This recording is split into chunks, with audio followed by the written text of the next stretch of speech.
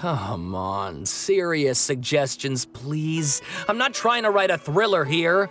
It's supposed to be an essay, you understand? An essay. That means facts and logic. Well, if it's facts and logic you're after, you shot yourself in the foot with your choice of research topic, didn't you? The Tatara Suna mystery. When so much remains unexplained, there's little to be objective about. Unless, of course, you restrict yourself to textual criticism. Yeah, well, this is my teacher's area of research. I can't change that. But it's fascinating enough without having to sensationalize it, don't you think? The strange location, the missing details, a mysterious person. I want to write my essay on something interesting, and I'm interested in getting to the bottom of all this. That's the only reason I came to you. Yes, you came to me, so all the more reason to take my advice. The fact is, it's the dramatization that will make people want to read it. There's no getting around that. Okay, but...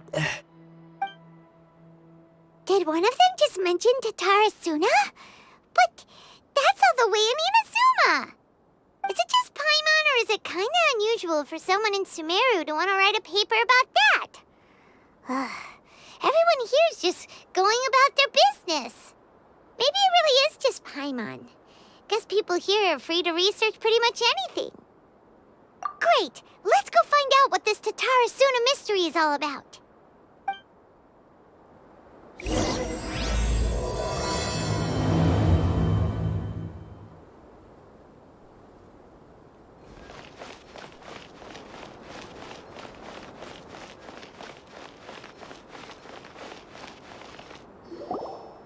All right, I guess I'll go with my textual criticism and your editorial direction for the first draft.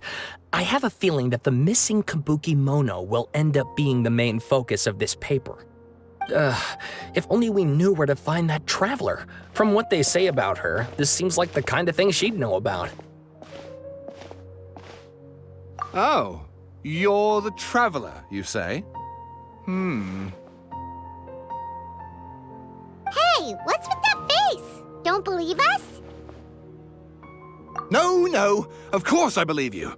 Actually, I first heard about your great exploits when I was still in Inazuma. This is my first time coming face to face with you and your mysterious silver-haired companion. I couldn't believe my luck, and out of force of habit, I started, examining the evidence. Sorry. Oh, Sawada, for the love of... Sorry, we don't get out much, so our social skills are kinda lacking. Traveler, I hear you've helped many people a great deal and been to many places. Would you be able to tell us about Tatara Suna? Actually, we don't know much about that place either. In fact, we only came over here because we heard you talking about it and wanted to learn more. I see. My teacher chose this area of research as a personal challenge. He said it's difficult to get into because even Inazumans don't know much about Tatara Suna's past. But who'd have thought that... If you don't mind, I'd love to show you all my outline for the book I'm writing about Tatara Suna. Hold on, Sawada. Don't you think that's a bit of a deep dive or a first read? Well, fair point. In that case, please ease yourselves in gently by taking a look at Akaba's latest essay draft. Let me give you some background. This all started with the discovery of some records in Tatara Suna. The writings mentioned someone by the name of Mikoshi Nagamasa, who crafted a fine blade. But in the end, he threw it into a fire to destroy it, and killed his servant Katsuragi. Why? Well, no one knows. Apart from the swordmaker, his servant, and the one who wrote this all down, the records also mention a Kabuki Mono. This seems to be an Inazuman word for an eccentric stranger, someone who dresses funny or acts in an unusual way. That's right. Akaba's teacher has spent quite some time researching these events on the ground. This Kabuki Mono lived in Tatara Suna for a while before disappearing without a trace. And shortly afterwards, as Akaba mentioned, things got pretty ugly. So first this strange person goes missing, then a murder happens? seems kind of fishy to Paimon. Yes, my thoughts exactly. So I helped out too. I asked everyone I could think of if they knew anything about what happened back then. And wow! Did I get lucky!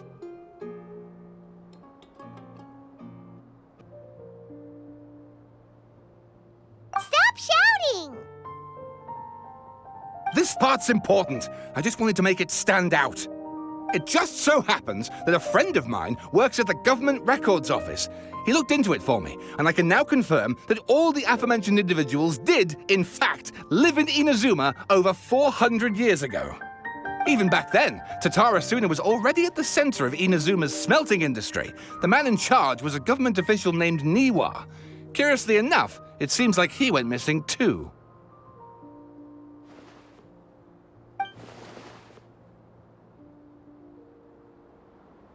Wait, so there are 2 missing people in this story now? That's right!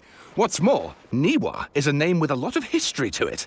Have you ever heard of the great swordsmith clans of Inazuma? Oh, the swordsmiths? Yeah, like Ishin art and so on? Wow, yes. You really know your stuff.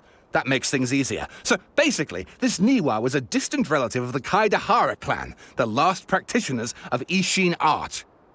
Something then seems to have happened in the Kaidahara clan, leading to their downfall. I don't know the details, but taken in light of everything else going on around that time, it makes you wonder whether it's all connected somehow. The Kaidahara clan? Sawada, you left out the biggest detail of all. Oh, yes, of course. How could I forget? Brace your minds, ladies and gents, for they are about to be blown. Or maybe you won't believe your ears. I wouldn't blame you, of course, because in all my years as a writer, this is by far the most. Get to the point, for Pete's sake. According to information acquired by Akaba's teacher, the Kabukimono was not a human, but a puppet. A puppet?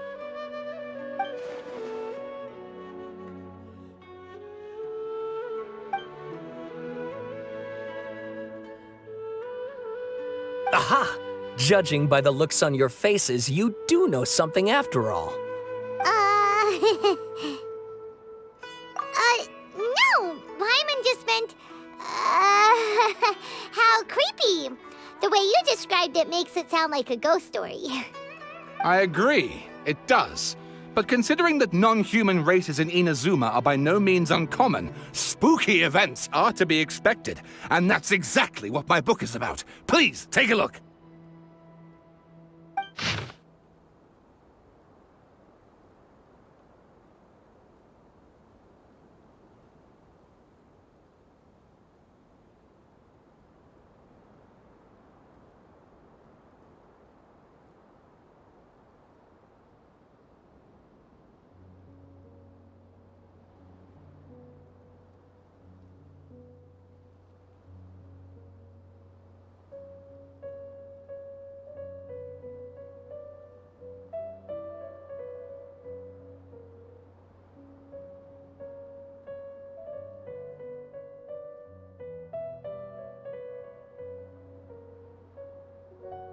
Oh, and please read my essay draft as well.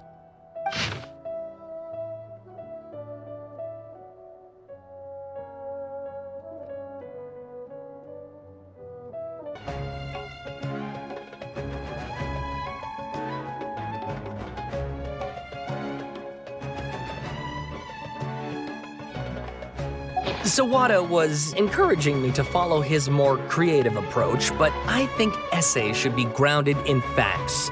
I don't think explaining everything away with mysterious forces will cut it. Oh, how about if I plug the holes in Sawada's narrative with political intrigue? Like, I could put a turf war between rival factions at the center of the whole series of events. Wait, you're allowed to just make stuff up? Pretty sure you've gone from essay to guessay there. Akaba, look. Your teacher has researched this extensively. I've reached out to everyone I could think of. Whatever information we have now is all that there is to know. This is as much detail as you're ever going to get. Besides, if there really was a political power struggle going on at anything like the level you seem to be suggesting, what hope would we ever have of finding out the truth? Good point. Okay, back to the drawing board, I guess. Give me some time. I need to find a new angle on this. We have some other stuff to do, so we'll have to say goodbye for now. Good luck with your essay! All right, thank you. If you find out any more info about all this, please do let me know. Thanks so much.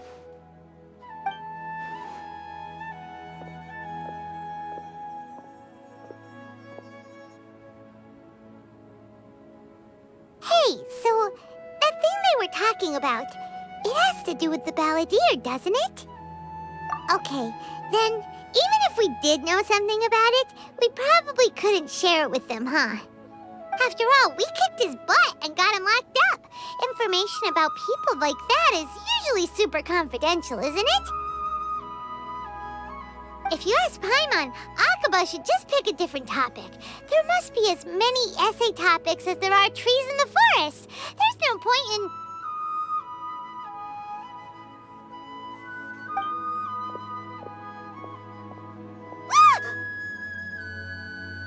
Hey, did you see that?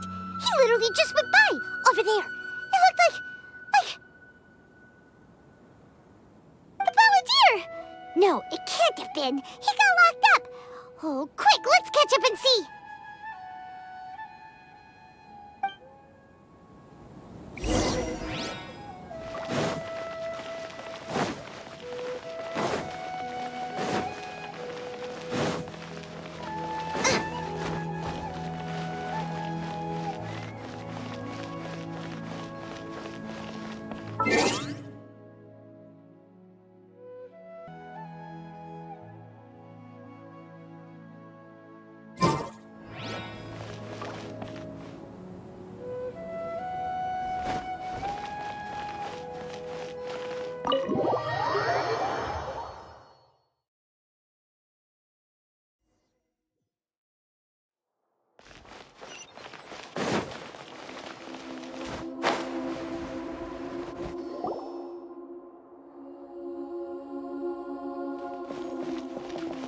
Traveler, Paimon, there you are.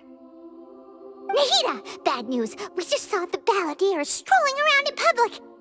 Did he escape or... Ah! It's him!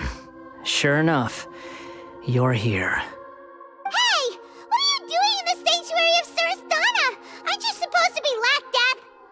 I know you must have a lot of questions. Please, allow me to explain. It was my idea to set the balladeer free. We made a deal, and he's gonna do some investigation in Irminsul for me. A deal? Huh. You sure you trust this guy? What did you expect? Why do you think Sumeru would keep me around otherwise? Or maybe killing me is all you can think about. But if that's the case, why haven't you done it already? Don't flatter yourself. It was... Nahida said there's still some mysteries in you to figure out. Ah, so if it were up to you, you'd finish the job? Guess I had you all wrong. There I was thinking you were just getting cold feet. Well, that escalated quickly. Not a good start. Could I ask you all to please calm down? But Paimon's worried about you, Nahida. Don't let him trick you. It's not every day you see people questioning the God of Wisdom's judgment. Just when you think you've seen it all. Don't you dare try to drive a wedge between us! As long as the terms are reasonable, I don't think there's a problem in making a deal. Even with the balladeer. Well, I for one have no reason to doubt you. Considering you even struck a deal with the doctor. Yes, one in which I gained valuable information.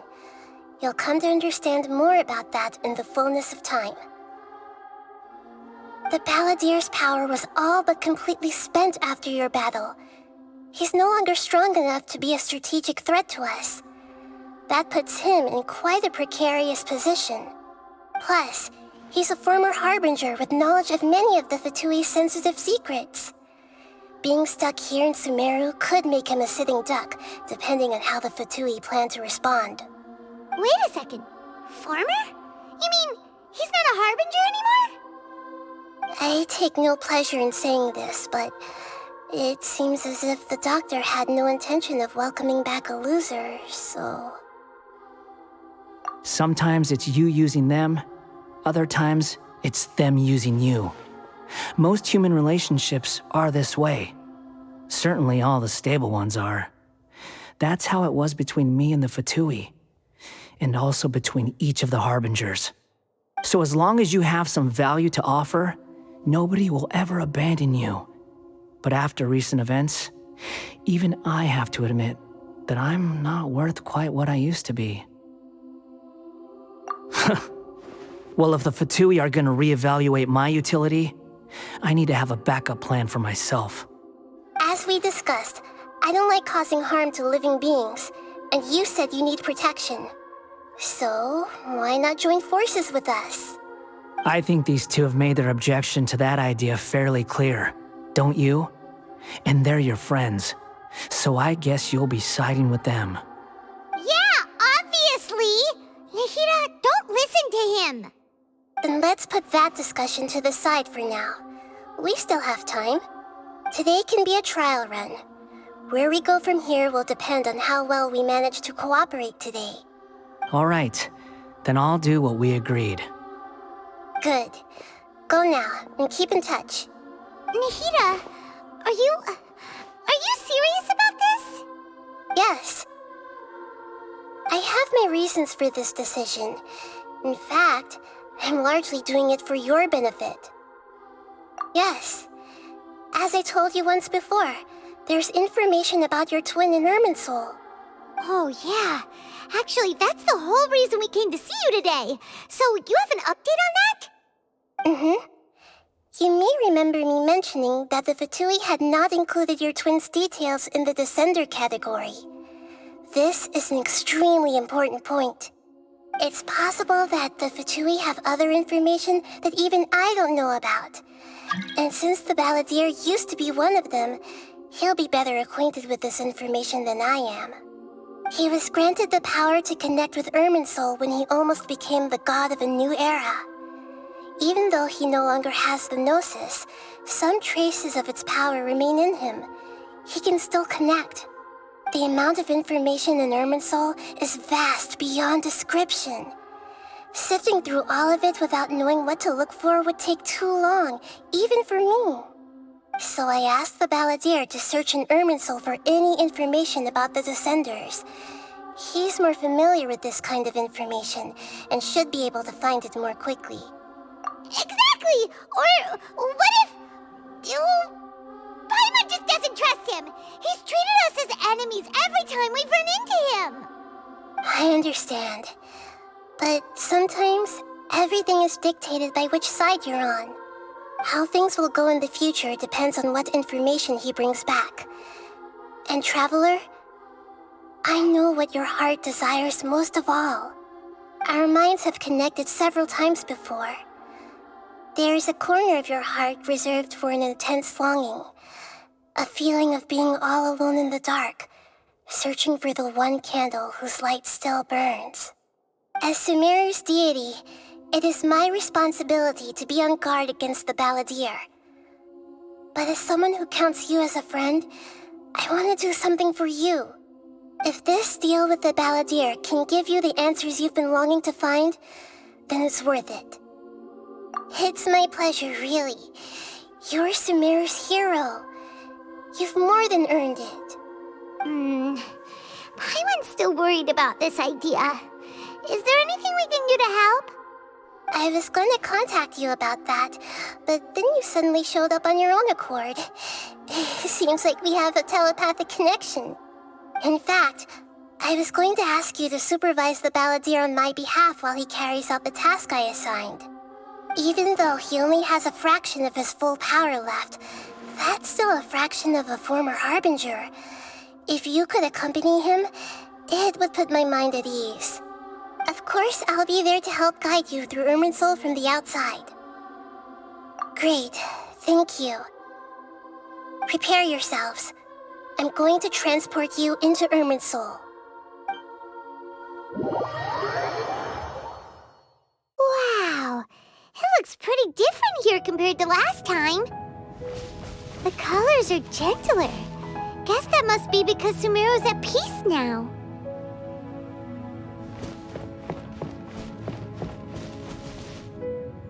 Look at that.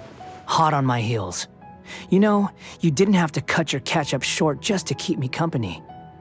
Oh, but I guess you panicked when you realized that I might enter Irminsul ahead of you. Shut your beak, jailbird! No way a prisoner gets to be so smug! I understand that prisoners have to put up with harassment from the guards, but right now, I'm on temporary release, so maybe you should think about backing off a little. Sounds like a successful rendezvous. I need to be quite clear about something. In a few moments, you'll be entering into the innermost region of Irminsul. It is an environment like no other, and the most important place in all of Sumeru. Unlike anywhere else, Irminsul's inner region consists exclusively of torrents of information. You must put aside your differences and be extremely careful as you navigate your way through. I know there are many grievances between you on both sides, but it is essential that you remain calm after entry. This is as much for your own safety as anything else. Fine, let's call it truce. But only until this mission's over. Let's cut each other a little slack, shall we? We are going to be traveling together after all. Per my agreement with Lesser Lord Kusanali, I'll be at the front. It's my job to lead the way and get rid of any obstacles in our path. All you have to do is keep your pretty eyes open and try not to fall behind. You sure are confident. Paimon will give you that. You make it sound like you're even more experienced at adventuring than us. If there are no further objections, I suggest we get going. Or did you need some time to mentally prepare yourselves? Ew! Ugh, the snark on this guy, it's unbearable. We can start now. Irminsul access granted. Initiating connection procedure. Is this a small sapling?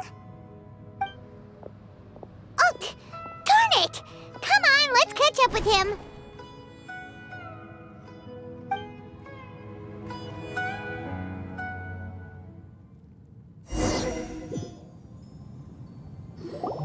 Wow!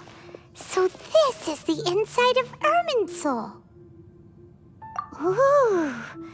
Paimon's never seen anything like this. And it feels like a sacred place. Irminsul is closely intertwined with the entirety of Tevat. Every bit of information flowing here means something. Pick your jaws up off the floor. It's time to go. Why is it that Paimon just wants to do the opposite of everything he says? Lesser Lord Kusanali, we will now proceed to the heart of Irminsul. Can you still sense where the heart of Irminsul is? Yes. Permission to begin searching for information there? Permission granted. Go ahead. Let's go. Stay close. Don't go running off. Hey, so, say we did go running off in here. What would happen? What are you smirking at? I was just imagining the look on your travel companion's face if you went and got lost. Anything's possible in here. You can't rule anything out. So if you want to stay safe, your best option is to stick close to me.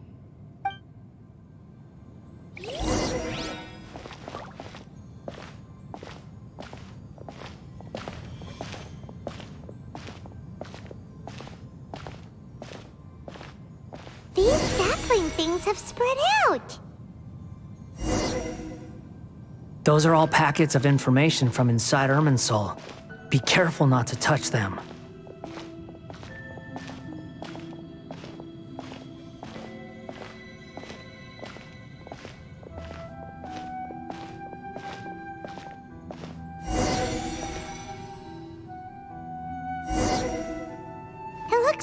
him in every direction.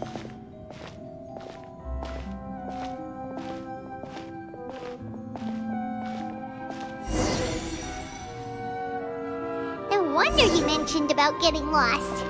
Huh. What do you know? He was actually telling the truth. Is he mocking me again? What is it this time? There's a time and a place to lie, but this definitely isn't it. So why don't you relax your guard a little?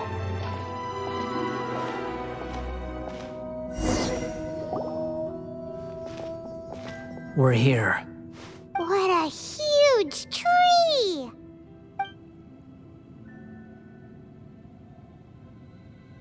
Lesser Lord Kusanali, Good, you made it. Are you ready? ready when you are. Then please begin. Preparing to access cognitive currents. Establishing waypoint. The Balladier's actually doing what Nahida tells him. Guess he must want to stay alive.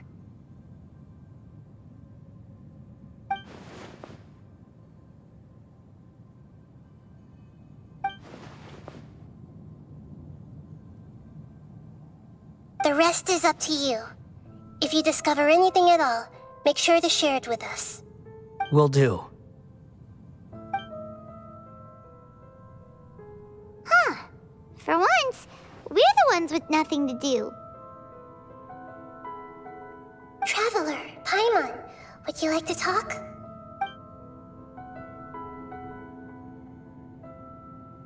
Yes, I've also invited Paimon to join. Huh? What the? We can talk to each other inside our heads?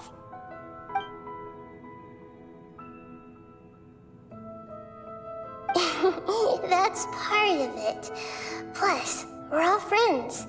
There's nothing wrong with us talking like this once in a while. Paimon's never tried this before. This is great! So, Paimon's been wanting to ask you something. Don't you think the Balladier's a bit of a walking contradiction? He's always talking back, but he seems to listen to what you say.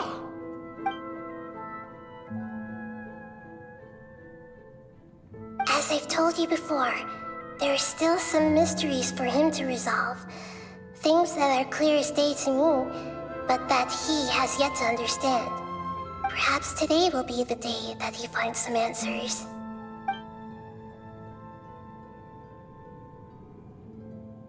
Well done. Smart and attentive as always.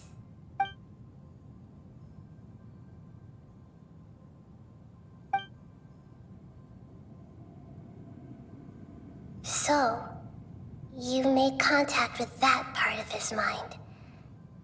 Well, it's true. Betrayal turned the Balladeer into the person he is today. Huh. Paimon thought nothing could get under that guy's skin. Turns out, he can get hurt and angry just like anyone else. Everyone has a history, Paimon. Even if you're a puppet created by the Archon. Speaking of puppets, we ran into two people at the Academia today talking about an essay. Turns out their topic was about the Tatarasuna incident. Nahida, do you know anything about that? If you mean the mysterious events, the Kabuki Mono and so on, yes. I know about all of that. Really? Because from what they were saying, it sounded like lots of Tatarasuna's history is still unexplained. And most of the information we have now is just from people filling the gaps with their imagination. At least that's what they thought. Oh? How interesting. Those two managed to deduce quite a lot through guesswork alone. So the Gese got it right? Well, they guessed right about one thing. Tatarasuna was sabotaged. Must be a riveting conversation you three are having. Funny how all the good ones happen when I'm not involved. What makes you think we're talking to each other? Don't insult me. You're having a private conversation without me. Obviously, I must be the topic of said conversation. Of course you do. You can't have your prisoner knowing too much. So, Have you found anything yet? Still looking. Don't get your hopes up, though. You and your twin come from outside this world. It wouldn't surprise me if there was nothing on either of you in Irminsul at all. Wait! How did you know about that? Didn't Nahida tell you? It's not like we've never met before. And anyway, you're world famous. It'd be more surprising if I didn't know a few things about you. Right now, we have to keep the peace. I'm not interested in creating more misery for myself, and making cordial conversation is something I can manage. Huh? Wait. This light. It looks similar to those saplings. What could it be? Anonymous data. Hey, don't you forget the agreement! You have to share it with us! Shh. Just wait. Mr. Niwa, are you certain this is worth the risk? We are talking about Tatara Suna's furnace, after all. It may not pay to act rashly. There's no one else who can enter the furnace. It has to be me. Is that so? Well, since you insist. It's...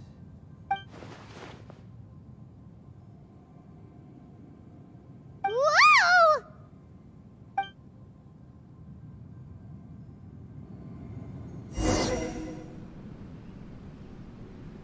I have been in Tatara Suna for some time now. You have shown me great hospitality, as has Mikoshi Nagamasa, and indeed, everyone else. Under your leadership, Tatara Suna is a warm, welcoming place, like a giant village. People are gainfully employed, their lives have purpose. They are motivated. As I understand, the Raiden Shogun has, in recent years, eliminated much of the evil that plagued Inazuma. As for Tatara Suna, it was originally established as a means of safely disposing crystal marrow. The forging industry with crystal marrow as a raw material has since flourished, giving rise to generations of swordsmiths. Some world-renowned, others unknown, all passing on their legacy. Skills, blood, dreams. Every smith brought into this trade looks to find their purpose between steel and blade. That is why you accepted the proposal brought to you by myself and Akame. Yes, well, were it not for you coming to Inazuma and happening to make Akame's acquaintance, the two of you never would have joined forces. And he would be the first to admit that there's no way he could have revolutionized our forging process like this on his own. At least not on the same timescale. You allowed Akame to take all the credit for a method that you jointly developed. He sold it to me, and now every piece of ore here is smelted using the new technique. Even now, you remain one of Tatara Suna's key consultants, working right here alongside us. I believe it is you, sir, who are truly responsible for the changes in our manufacturing and forging methods. You flatter me. From the outset, I saw much that was commendable in the forging industry of Inazuma, and it has been my great honor to befriend you all. So you say, Escher. But is this really the truth? My good sir, what do you mean? I tried to resist thinking it was all connected, because I didn't want to speculate, and I didn't want to believe that things could turn out this way. What have we gained from adopting your new technology? Ominous black smoke? Mounting production problems? Worker fatigue and casualties are up and continuing to rise at an alarming rate. And recently, as you well know, someone died because of that strange filth inside the furnace. We've kept the truth from spreading outside, but still, I suspect you understand it better than I do. None of the people who went out to get help have come back. Now, our mutual friend, the Kabuki Mono, is taking the Golden Feather to Narukami Island to seek an audience with Shogun. This is our last hope. But that doesn't faze you, does it, Escher? Nothing does. Otherwise, why would you still be standing there with that smile on your face? I'm just surprised that you finally chose to be so sincere. I'm sure you've been harboring these suspicions for quite some time. Mikoshi Nagamasa may have noticed that there was one common denominator among all these events. Namely you, Escher. But Mr. Mikoshi is more cautious than I. He does things by the book. After all, Nagamasa is the adopted son of Mikoshi Torichio, the yokai struck down by the Shogun's own hand. If he truly seeks to redeem his family's honor, an abundance of caution is well advised. You're well informed on the subtleties of his situation for a mechanic all the way from Fontaine. Are you sure you're not a little overqualified? Why, Mr. Niwa, are you suggesting I find a job as a diplomat? Sadly, I am so very attached to my craft. Enough, Escher. I'm here because an evil force is raging inside the furnace. And someone needs to take your new device inside the high-risk zone so we can absorb it and put an end to the problem. I'm in charge here. And I'm about to take some responsibility and head inside. Probably to my death. But what about you? What are you still doing here? Judging from the look in your eyes, you don't seem to trust me. Drop the act! We're past that now. Whoever you are, it looks like your plan to destroy Tatarasuna has worked. I just want to know what you're still doing here. What's left? Don't you have all your answers by now? Honestly, I'm just waiting for the right moment. A moment like this, where you finish talking and I stop you from entering the furnace. You...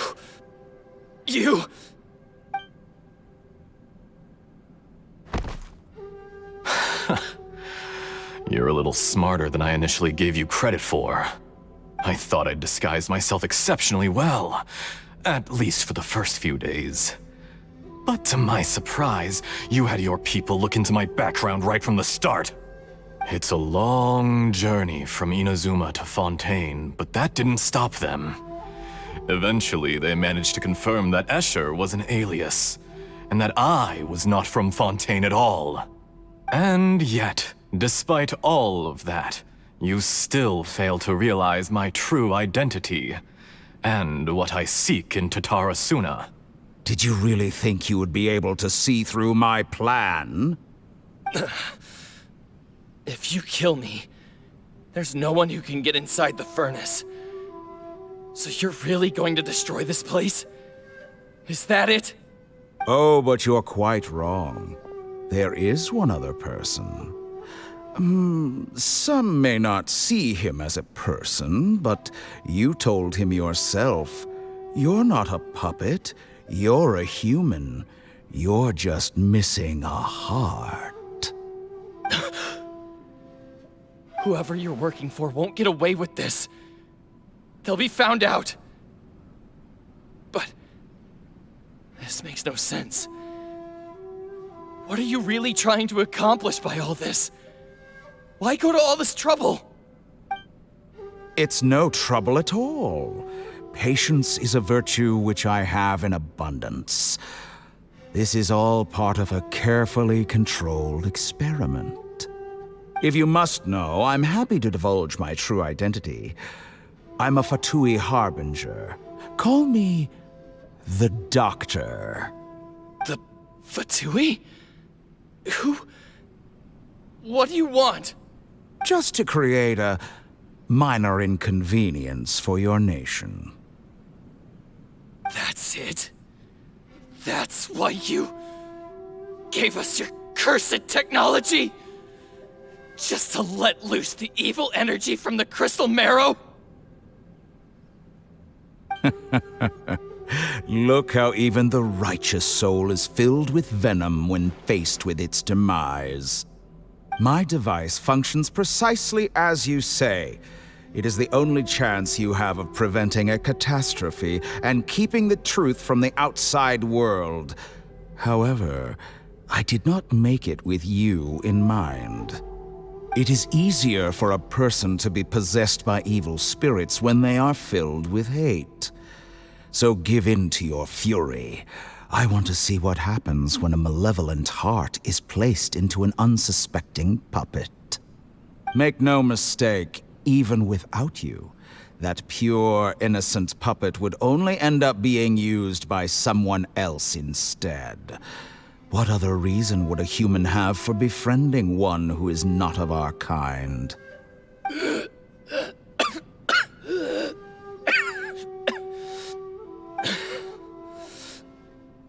If you give him my heart, tell him that both Nagamasa and I see him as one of us.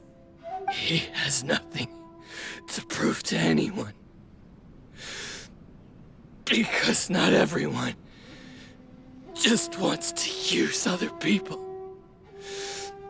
The only ones who think like that are people like you. What a beautiful way to see the world. It almost makes me feel a little guilty. Then out of respect for you, I shall redefine myself. Think of me as a monster or a demon, if you wish. At least this way your death is not a consequence of your own folly turning you into an easy target. You simply lost to something more powerful than you could ever hope to defeat. I say, Mr. Niwa, let's see what happens. Will your puppet friend become a human? No, that will prove quite impossible. Mr. Niwa? Already dead. What a pity. Jester, I have completed the task you gave me. Creating a gap and infiltrating Inazuma's inner workings. What fun it was.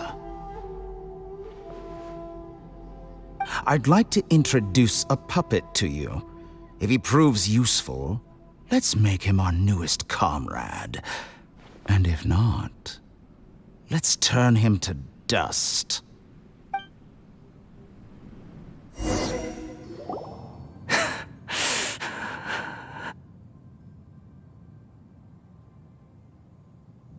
Hey, are you alright? Dottore?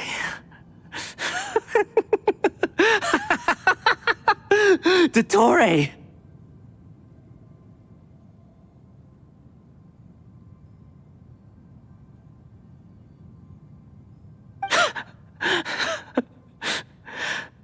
Good. Good. Was that the doctor? Did he turn into a mechanic from Fontaine? But why did we see things from his perspective? When I touched the doctor to confirm whether he'd eliminated all his segments, I read this memory in his mind. You have to admit, it must be the truth. Maybe so, but it means nothing. Does it? But this memory shows that Niwa didn't betray you. He never meant for you to be the one to take the device into the furnace. You know very well what that means. Even more so than I.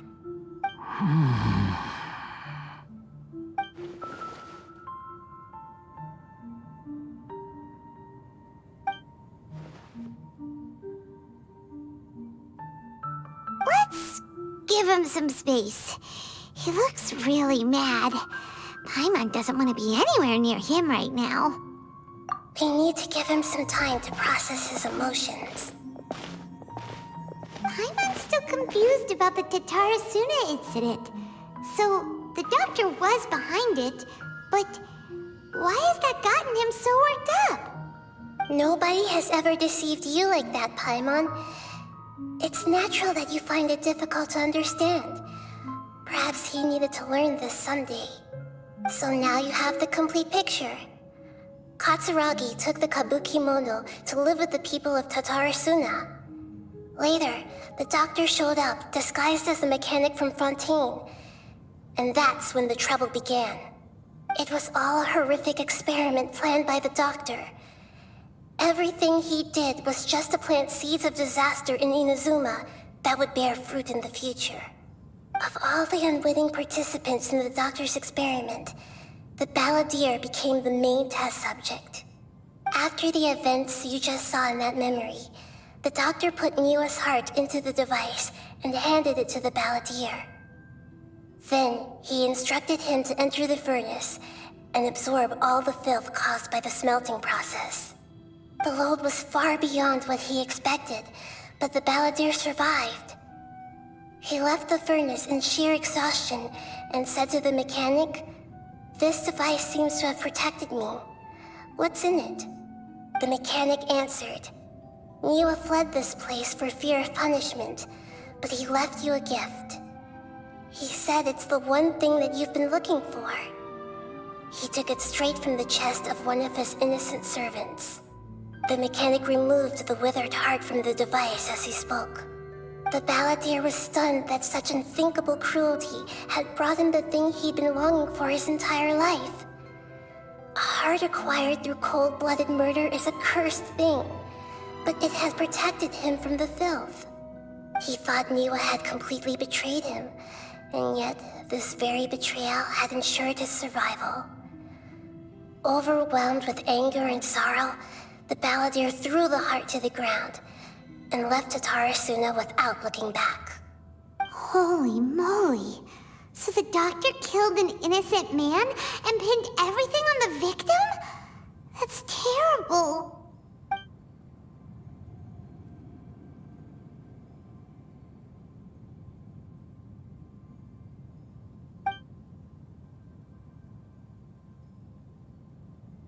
Yes.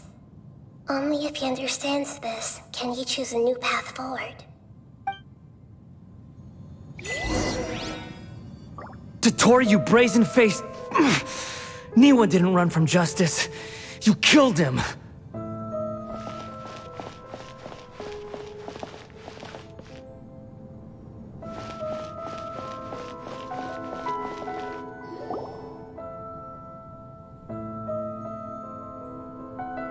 Shall we see how he's doing?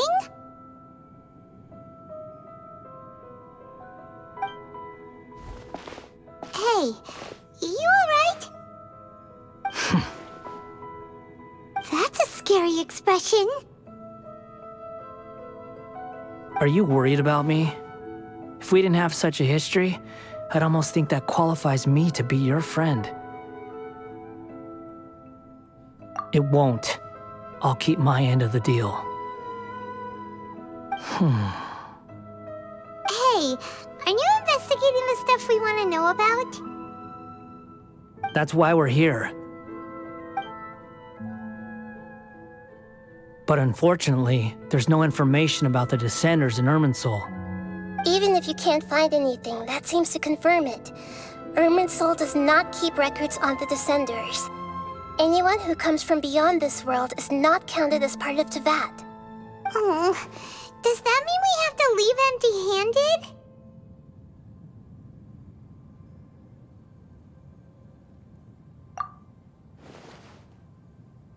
Don't thank me just yet. You look really upset. Well, since Irminsul was a dead end, I guess I can share some other info that might interest you. Huh? About what? The reason why there are records about your brother in Irminsul. It might have something to do with Conria. Apparently, Conria was his first destination when he arrived in this world. Plus, he only came to this world because the heavens responded to the summoning. The heavens responded? The Jester told me this himself. You can take his word on this. He was a royal mage in Conria, and lived with your brother for a time. I don't know the details. It's up to you whether you want to believe me. All I can say is, I wouldn't lie to you about this. Did you get all that, Lesser Lord Kusanali? Yes. Astonishing news. Does this info count towards my mission? It wasn't from Irminsul, but was it valuable? Very valuable. Good. In that case, I'll take some time for myself now. Huh? What have you done? Lesser Lord Kusanali was right. My power's all but completely spent. Even if I use all of the divine power left in me, I can't sustain this shield for very long. I shared a secret with you, and now you owe me. So in return, I'd like you to answer a question for me. Give me your hand.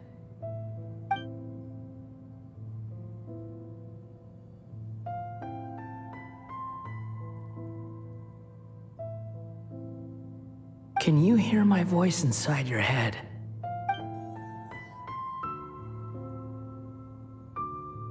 No, I can't do anything like that anymore. At most, all I can do is exchange a few words with you. So tell me, in this world, is it possible to change the past?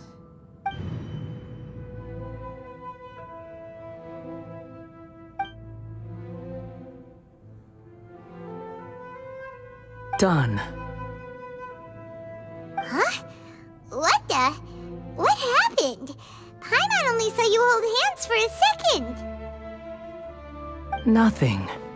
I was just thanking her for helping me.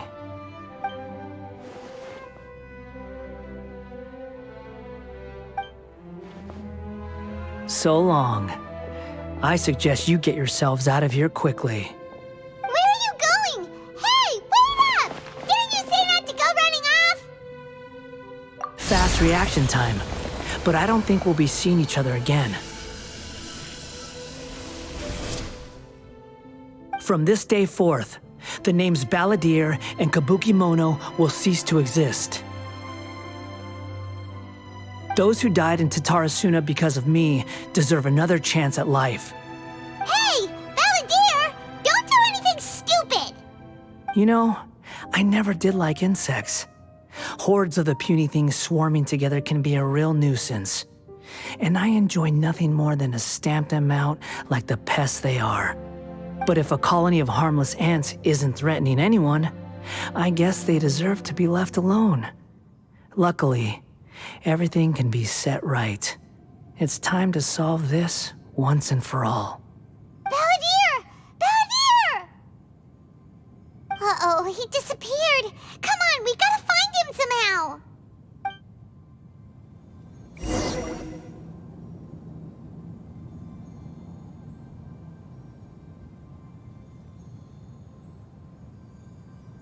Oh no, he's really gone. Oh, can you hear me?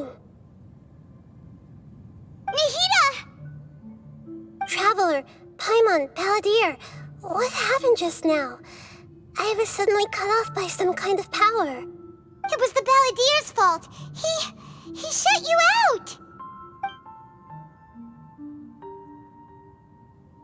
I didn't think he'd be capable of something like that with so little power left. Did he keep some of his power hidden when he was defeated? Or did he achieve something beyond his abilities, and it took everything he had? Where the heck did he go? Ugh, it's all our fault.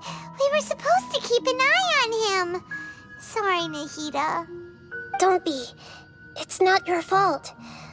Please, let me handle this from here, even though I'm not sure I can solve it. We're running out of time. Follow my lead and get out of Irminsul as soon as possible.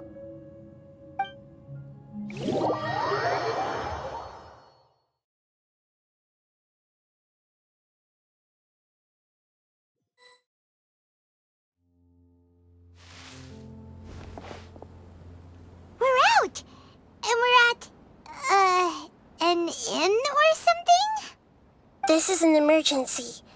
I'll have to ask you to stay here for now. Everything's arranged, and nobody will disturb you. I'm sorry, but this isn't something I need your help with. Leave this one to me. An emergency? How bad is it? Nahida, will you be okay? Don't worry. If my assessment is correct, though there may be some minor disturbances, it won't lead to a disaster. Please rest and recover your strength here until I say it's safe. Her voice has gone. Paimon can't shake the feeling that something really big has happened. What do you think the Balladeer meant? And why did he suddenly grab onto you before?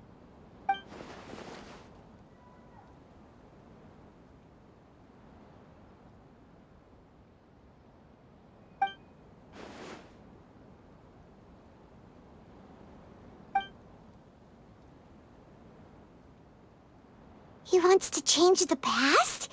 But surely that's impossible! Right! You can't just rewrite history! All that stuff happened already in real life! It's like, imagine Paimon drank all the water in this inn. Even if no one was there to see it, Paimon would sure as heck remember drinking it. So, why does Paimon still have a bad feeling about this? Paimon can't help but feel scared about what he might do. Oh, Paimon's so confused. Huh? Ah! Sorry, Paimon accidentally... It's the Balladeer's fault for causing Paimon all this mental stress. But erasing yourself from history? It's unthinkable. Is that really possible in Irminsul? Uh-oh. Paimon's head is overheating from trying to understand what he's up to. And it's still not working. Ugh. Paimon's had it with that little brat. He's been nothing but trouble ever since we met him. There's no way he'll actually succeed, right? Otherwise, won't everyone who's connected to him be affected too?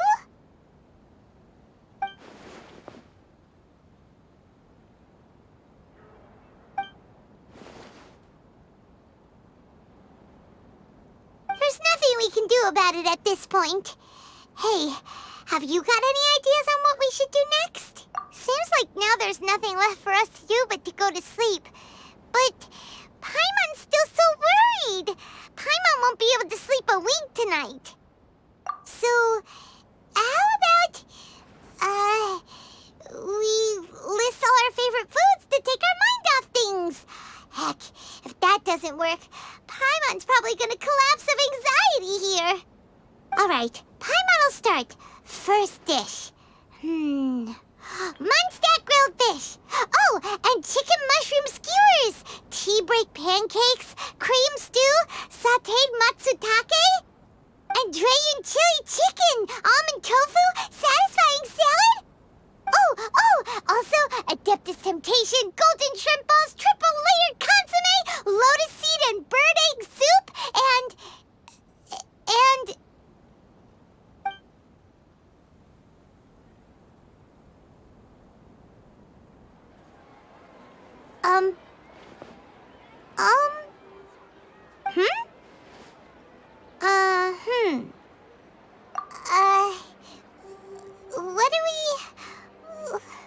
What was Paimon supposed to be doing just now? Paimon was, talking? Huh. Paimon suddenly can't remember what she was talking about. What was it again? The Balladeer? Is that a food too? Huh. Weird name, though.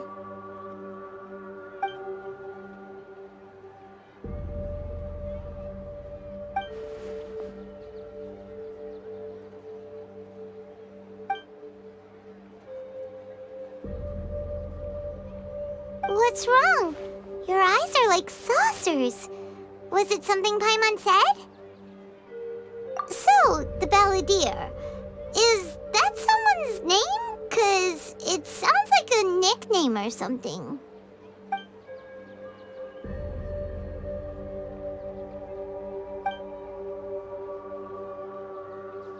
Okay, sure. Where are we going?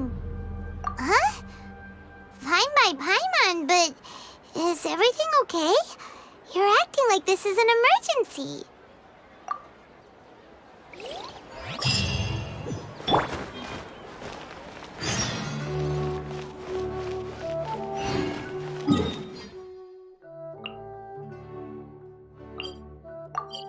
We've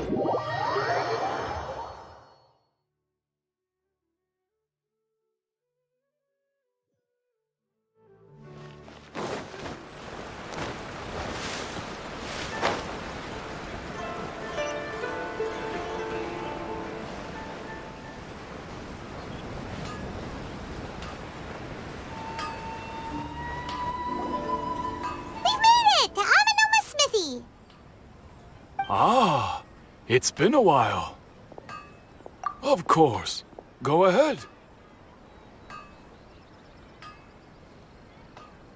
Oh. Now there's a question I wasn't expecting. Very well. I'll tell you what I know once more. The once renowned Raiden Gokuden, comprised of 5 branches. Amenoma, Futsu, Ishin, Hyakume, and Senju. The art of forging practiced by these 5 clans was first taught to them personally by the almighty Shogun. Over time, the 5 branches diverged from one another as generations of bladesmiths honed and perfected their craft until they became 5 distinct traditions.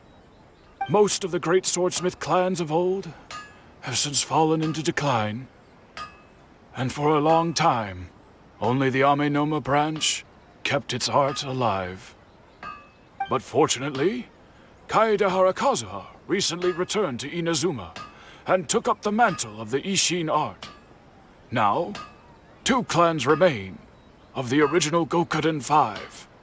If my memory serves me right, you yourself were present when he forged the Ishin blade. Oh, yeah, we were! Paimon remembers that now. We learned a bit about the decline of the Raiden Gokuden then, too. It seems like such a shame. That, my friends, is a tragic tale indeed. In fact, this was not made known to me for most of my life. All these years, I knew of those great clans' demise, but never the cause. Only recently, when the question was on my mind, did I ask Kaedehara Kazuha about this. He told me that, as we are both heirs to a branch of the Raiden Gokuden, it was right that I should know the truth. There is no harm in telling you, but I must warn you. It is a dark and sorrowful tale. The Raiden Gokuden were the targets of a murderous rampage by a vengeful bladesmith. Vengeful? Why? 400 years ago, so I'm told, there was a catastrophic malfunction in Tatarasuna's furnace. One brave swordsmith heard the commotion and chose not to flee, but he rushed to the scene, hoping to prevent a disaster. Tatarasuna was home to a state-of-the-art forging and smelting operation in that day, and overseeing it was the armory officer. His surname was Niwa, though he had family ties to the Kaedehara clan. Knowing that they had just one chance to save countless lives, Mr. Niwa and the swordsmith leaped together into the furnace. The furnace quickly stabilized, but neither of them made it out. The smith's death, though heroic, dealt a devastating blow to his family's fortunes. His orphaned son was left to fend for himself, and grew up deeply resentful at the world. In his heart, the whole of Inazuma was culpable in his tragedy. He hated the almighty Shogun for her apparent indifference towards his father's death, and he hated everyone who had done nothing to try and save him. Powerless and destitute, the only legacy he had to pass on to his children was his hatred. Generation after generation bore this grudge, living in utter misery. Alas, if only the story could have ended there. But 100 years ago, the then head of this family reached the end of his wits. He could bear their fate no longer, and yet he could do nothing to change it. Finally, he made a drastic decision to take revenge on the Raiden Gokuden. In doing so, he sought to vent his pent-up anger and shake the very foundations of Inazuma's forging industry. In his fury, he murdered indiscriminately, killing even bladesmiths from the Hyakume clan which he belonged to. His goal was absolute, the devastation of all of the Raiden Gokuden. But when he came to the Kaedehara and Kamisato clans, his killing spree came to an abrupt end. He failed to catch them unawares. They fought back fiercely, and they did not spare his life. That is why the Kaedehara clan and their Ishin art survived that day. I suppose they were the lucky ones, under the dire circumstances.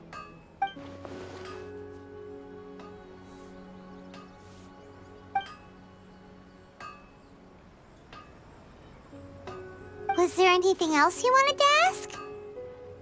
Kazuha? Why, yes. Just yesterday, in fact. We spoke for a while over some tea. He seemed well.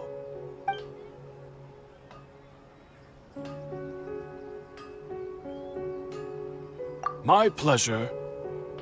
Don't tell Paimon. There are other places you want to visit too, right? Your expression says it all. You can't hide anything from Paimon. On to the next stop. Lead the way, traveler. Paimon will be right behind you.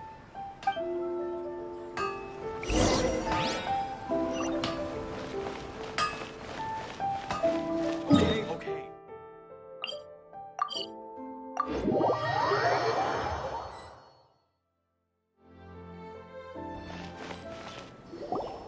We're here!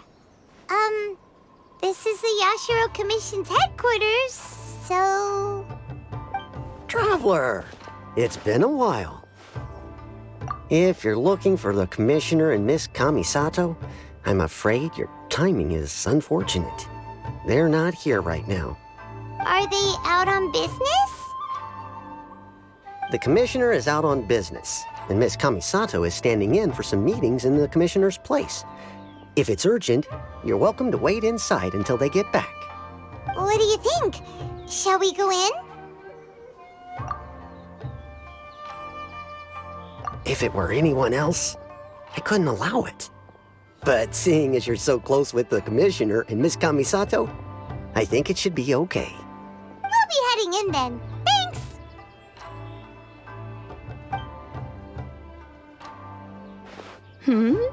Hello, dears. Is there something you want to say? Of course, traveler. Yes, I know who you are. Miss Kamisato has told me about you. What would you like to know? Oh, they're both very well indeed. Lately, Miss Kamisato has been rather busy attending all kinds of meetings and occasionally paying visits to some local organizations on the Commissioner's behalf. As for the Commissioner himself, well, you know, busy as ever. That much hasn't changed. Although he does seem to be in a rather good mood these days. So pretty much business as usual in the Yashiro Commission, huh? Very much so.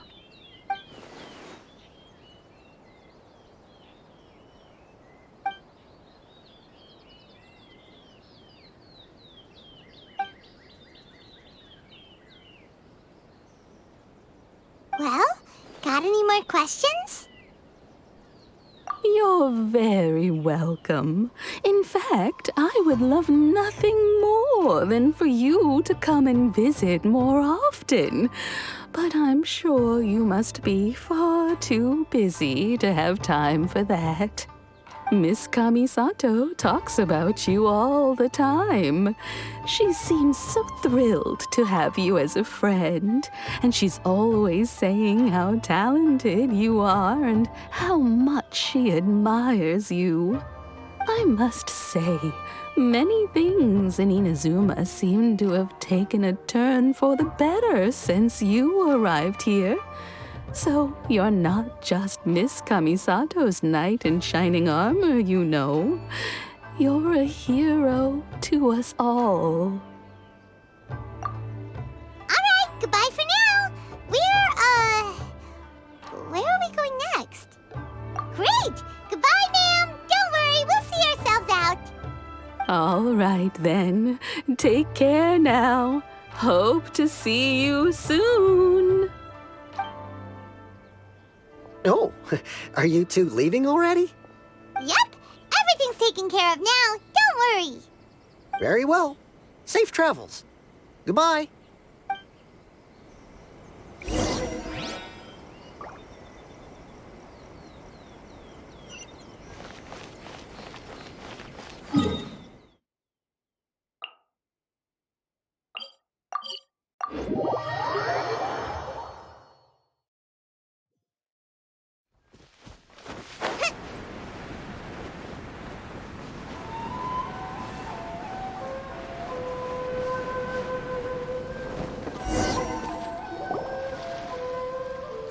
Do I have company? What kind of person comes to a place like this and just spaces out? Let's find out. Come on, let's ask this guy. Hey, I wasn't spacing out. I was pondering some problems. Sure you were. Your eyes were glazed over, dude. You were a million miles away. Why are you making fun of me? I told you I wasn't spacing out. I was ruminating on some problems. Technological, environmental, and so forth. This is Tatarasuna, after all. Oh, he said Tatarasuna. Looks like we came to the right person. Oh, is there something you want to know about Tatarasuna? My name's Xavier. Certainly do. I've researched the furnace here in some depth. If there's anything you want to know, just ask away. Like the back of my hand? Make no mistake, I have been here a good many times before. Not only that, but I've met people in Inazuma whose families used to live in Tatarasuna years ago. They said it's all true, the history here. Oh, well, it's a long story, don't you know? The tale of Tatarasuna starts a long time ago. I'm told that its history is one of the most foremost forging and smelting operations in the nation, goes back around 1,000 years. Still, the furnace has had a couple of serious maintenance issues along the way. A couple? When exactly? One was just in the last few years, the other was several hundred years ago. A fun fact, I'm not the first Fontaine tech guy to come and work on it either. There was a guy back then, too. They say he was a mechanic who consulted on a technology upgrade. It seems like the technological collaboration between our two nations goes back a long way. How about that?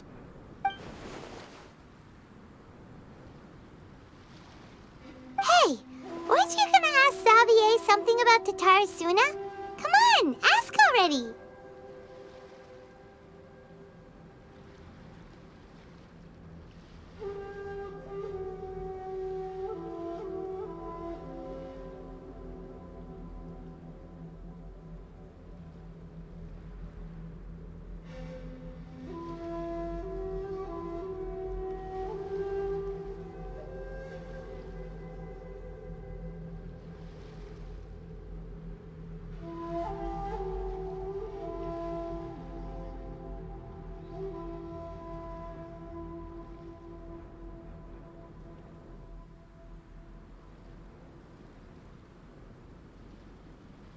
Oh, I didn't realize you two were here for a history lesson. Me neither. Paimon doesn't know what's gotten into this one today. Feels like we've been preparing for a history exam or something. What brought this on? Did you just wake up today with a sudden burning desire for historical knowledge? Sure, go ahead. A kabuki mono? No, I can't say that I have. I do know the word, Inazuman for those eccentric types who always go around dressed to the nines. Just the sort of person that I'd like to meet, actually.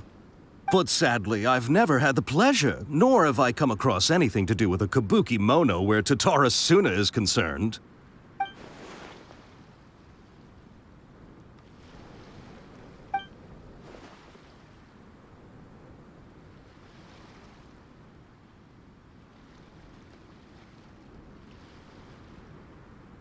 Of course! Don't mention it. Oh, we're leaving? Okay, bye, Xavier. Oh, you're most welcome. More than happy to help. Farewell. Looks like you got all the information you're looking for. Sure, but what's up with you today? Whatever it is, it seems like it's really troubling you. Keep your smile, Spinal Crocodile. No matter what happens, Paimon will always be there for you. Come on, you gotta keep it together. Why don't you grab something to eat? You can't go facing life's challenges on an empty stomach. All right, let's head off and go meet Nahida.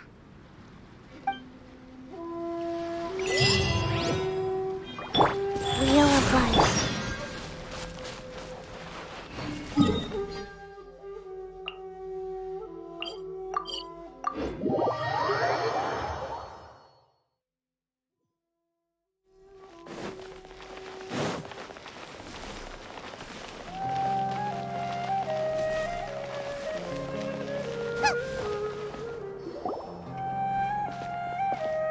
Hey, it's them!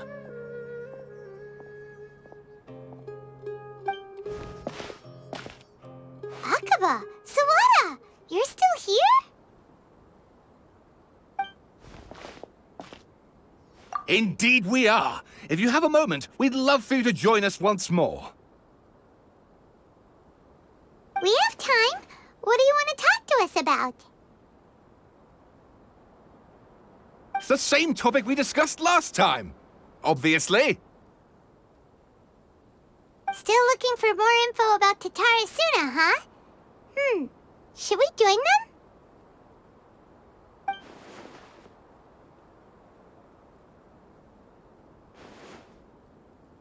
Unfortunately, we haven't made any real progress.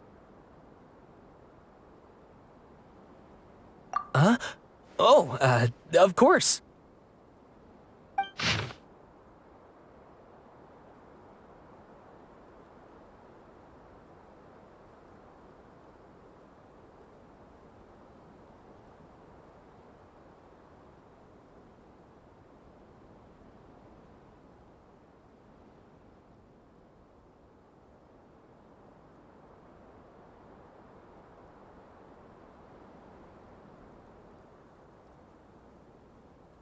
I presume you'll want to read mine as well. Here.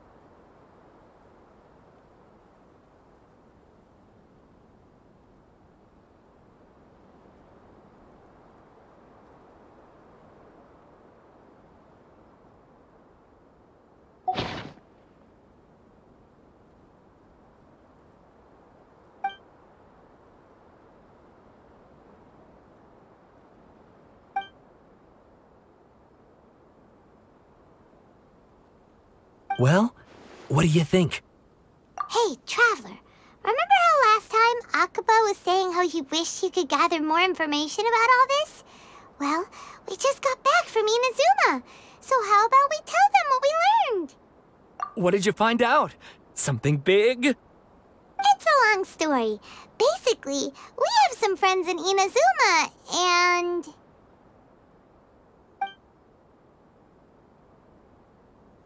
Wow, so many new details. Thank you so much for sharing that with us. Well, well. So it all comes down to one man's desire for revenge. Huh. You heard this from a member of the Armanoma clan, you say? Then I guess it must be true. Ugh. So there's no ghost story here after all. This new information actually lends further credence to my hypothesis. Evidently, swordsmiths were seen as having an incredibly prestigious role in society those days, to the extent that harming them was conceived of, at least by the perpetrator, as a way of exacting revenge against those in power. Yes, okay, point taken, you were right. But that doesn't mean I can't carry on with my novel. And they're back at it. These guys are really into this.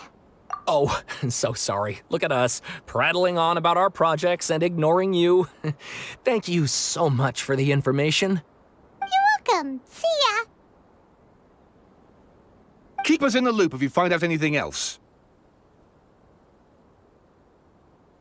Will do.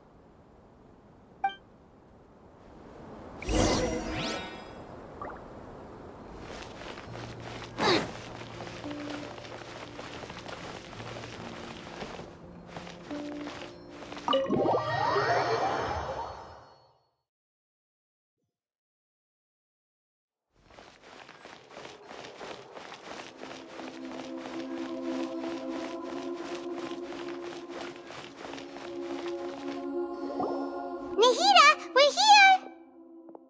Traveler, Paimon, how have you been? Ugh, where to start? Paimon hasn't had a moment's rest this whole time. That night, we ended up chatting and chatting until suddenly the sun was up. And then she decided she wanted to go to Inazuma. The Balladeer? It sounds like some kind of code name.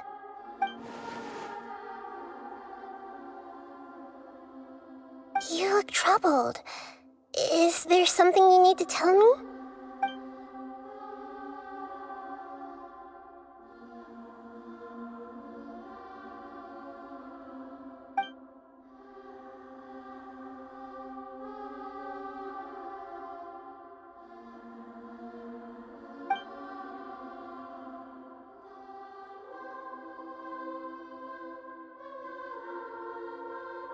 Traveler?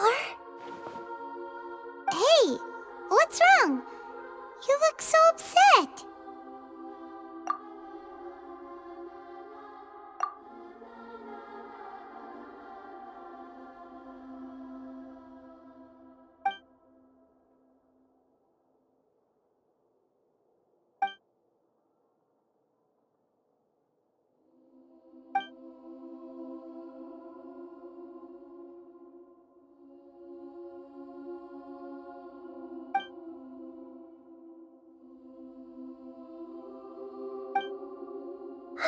That's quite a story. So, this puppet known as the Balladeer erased himself from Irminsul, hoping that he could change the past. But how was he even able to do that? As the Traveler said, he very nearly became Sumeru's deity. Admittedly, I remember it a little differently. I don't recall finding anyone inside the machine after we defeated it. Nevertheless, it does make sense. If someone were to successfully erase themselves from Irminsul, the world would change to reflect the new reality. So, you believe this person really existed, and we just don't remember him because, well, because he literally changed the world? Yes. Theoretically speaking, it is possible to do this. But I'm struggling to imagine the kind of person who would dare go through with it. The Traveler comes from a world beyond Tevat. That's why there's no information about her in Irminsul. And it also explains why any changes to Irminsul wouldn't affect her. So if there's anyone in the world capable of retaining memories from a past that has been rewritten, it's you. It's quite incredible when you think about it. Paimon's having a hard time understanding this Balladeer guy's motivations. Why did he do it? I can only make inferences based on the information we've been given. As for what kind of person he was, only you remember that.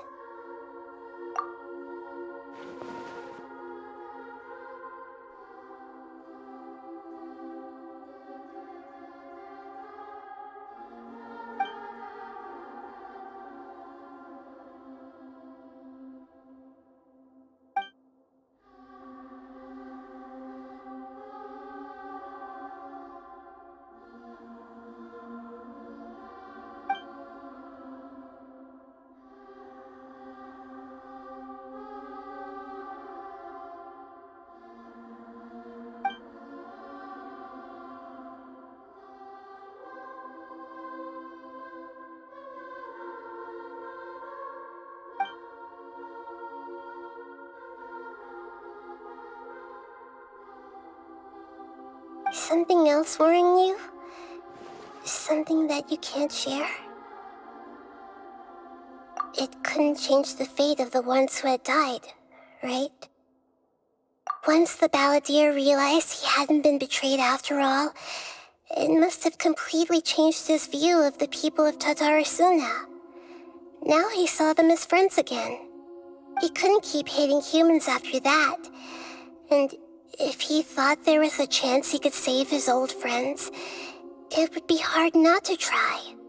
The story makes sense, every part of it. The balladeer tried to achieve godhood with the doctor's help. He was unsuccessful, but retained the power to connect with Irminsul. That power then enabled him to change what was recorded in Irminsul and erase himself, even though he didn't have much strength left. Yeah, it does make sense, but it still ended in tragedy for his friends. It just feels so hopeless. He gave everything to do this, but it seems like he got nothing in return.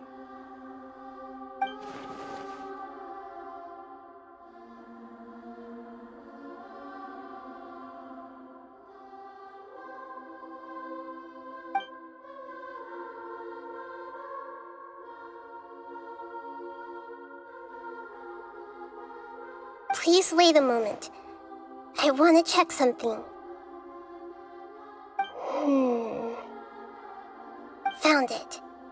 This should be the one. It turns out that I have a strange way of confirming everything she has told us. What is it?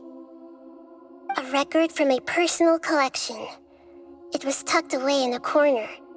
You should take a look.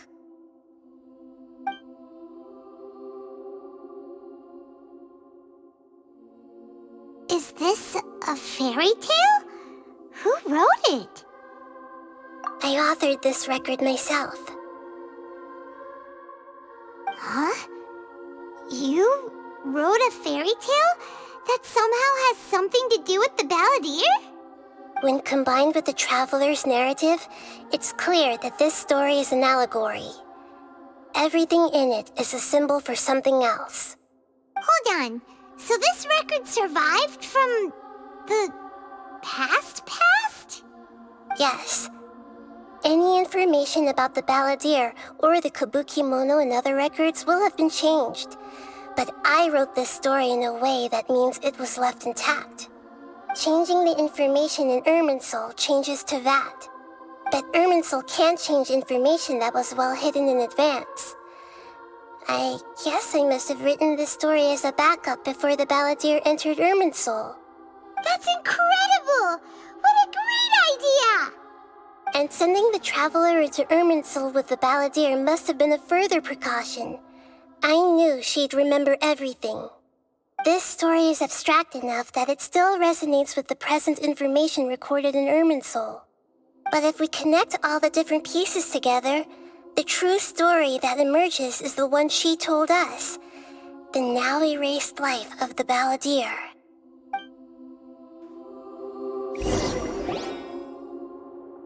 There was once a lone monster draped in fox fur. The monster found a family of foxes, joined them, and they became friends. The monster lived with the family day and night, and everyone treated it as one of their own. Once in a while, the monster would take off its fox fur at night and lament to itself as it gazed at its reflection in the water. I am a monstrosity, yet they are too foolish to see it. I pity them. But the monster soon found solace when another came to live among the foxes who was not their kin. A kitten, carved from the wood of a white tree who had been abandoned by the humans.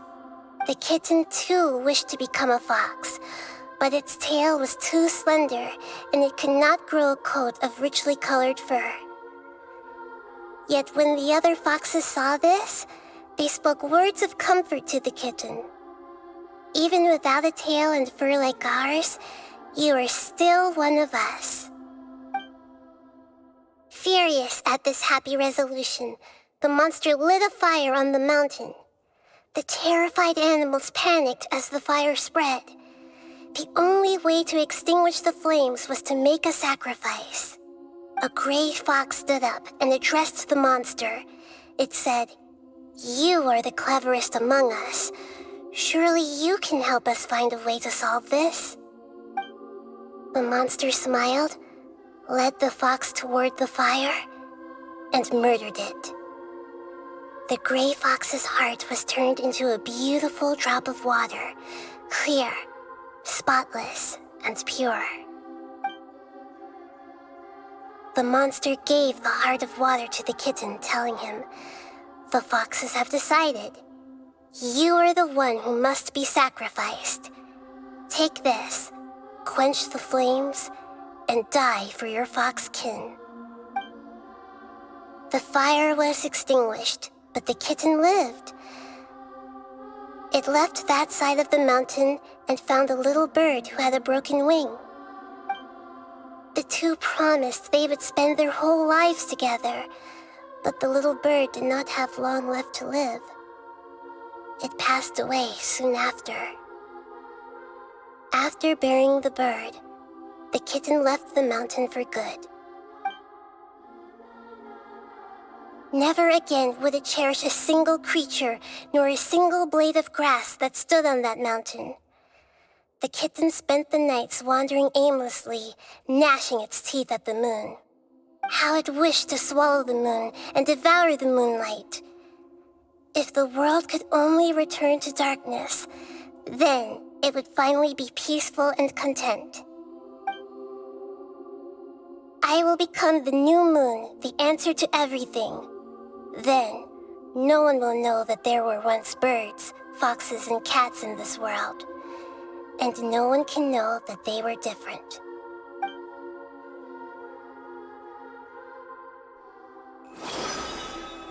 We solved it! I remember now. This is not just the balladeer story. It is his very own memories. I made a backup so that it would be preserved no matter what happened. To become a god, he was experimented on and modified countless times.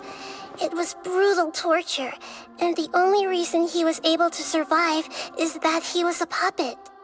This memory was extracted from him by the scholars. Presumably, they kept it to have something to defend themselves with. Creating a deity was just the first step. Some of them wanted to be able to control it.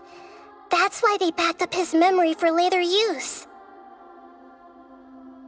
I buried it deep inside one of my own dreams, and then hid it inside an allegorical story so that it wouldn't be altered. It's hard to believe that this person really existed, let alone that he tried to get rid of us on more than one occasion. Paimon has no memory of him at all. He completely vanished like a puff of smoke.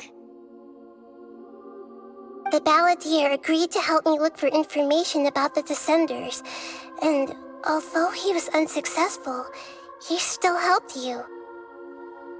Before he vanished, he confirmed an important detail, that Conria was where your twin first came into this world. We still don't know how the change to Irminsul will affect the senior ranks of the Fatui, but in all likelihood, they won't even remember their own Harbinger. It sounds like Paimon wouldn't like this guy a whole lot if he was still around. But still, Paimon doesn't like the way it all ended that much better. This is why wisdom alone cannot answer all our questions. We look, we see, and we comprehend, but the question still troubles us. So the answer is not everything. People yearn to find the truth and then conquer the troubles they face. When you give someone the truth, you give them a chance to choose their own destiny. To others looking on, this may seem like a pointless endeavor, but for him, the chance to act on his desire to disappear must have meant a lot. Never forget that even when we walk beneath dark clouds along a road filled with suffering, the light of wisdom is always there, guiding us toward a better destination.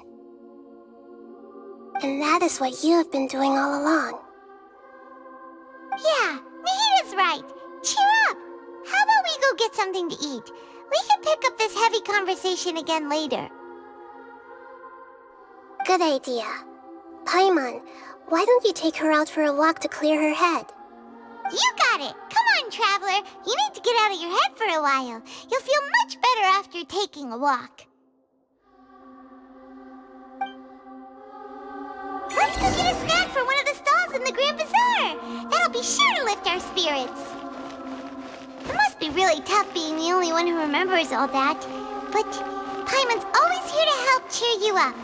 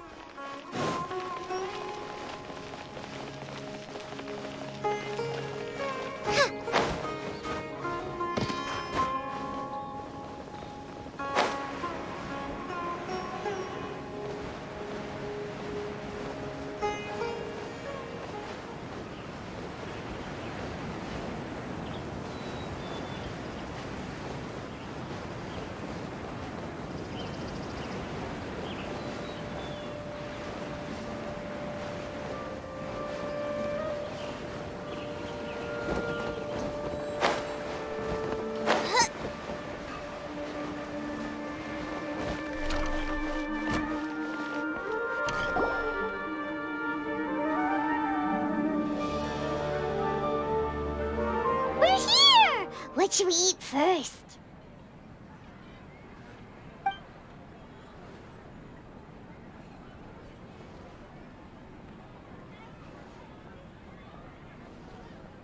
Hey, are you gonna answer or what?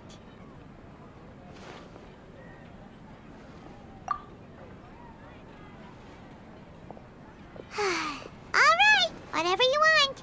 Well, Paimon will be right here when you figured stuff out. Then we can get something to eat.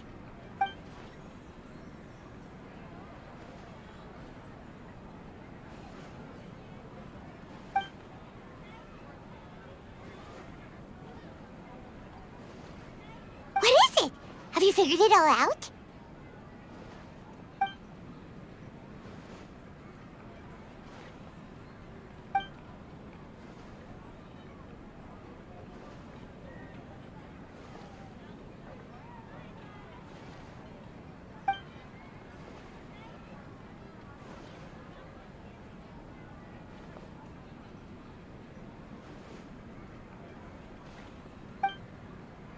Why'd you jump up all of a sudden?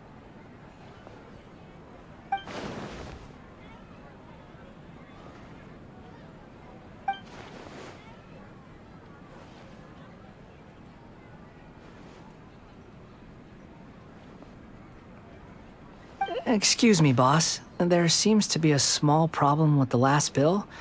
Look, here.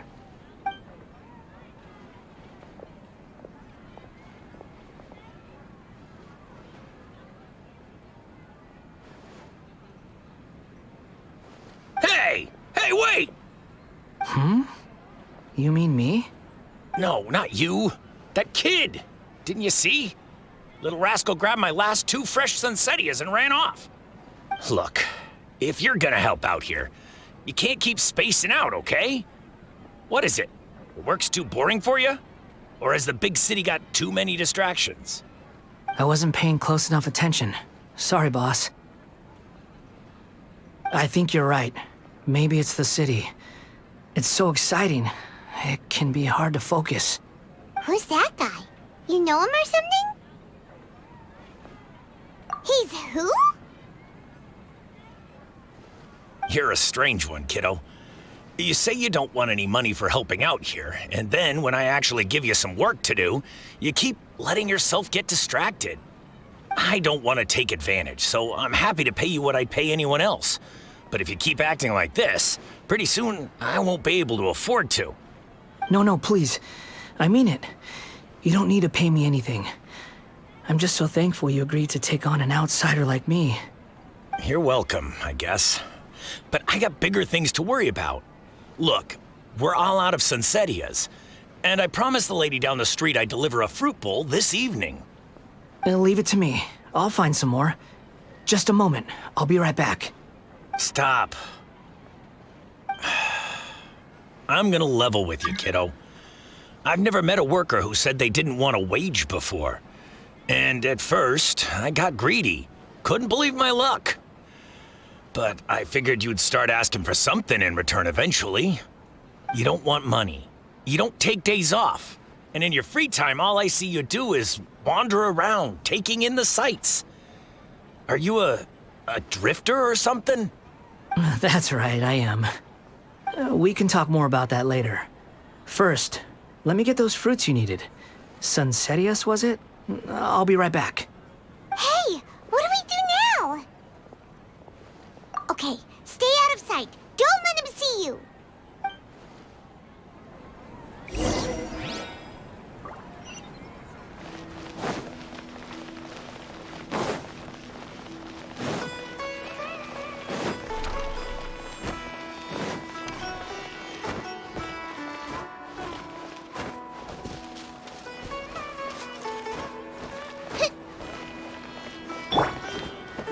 Rise.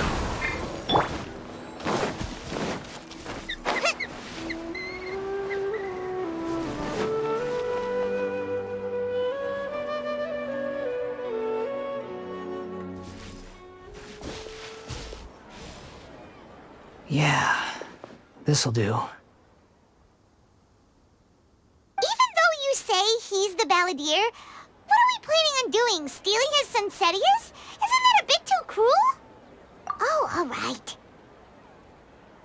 This should be enough. Guess I should wash them before I take them back.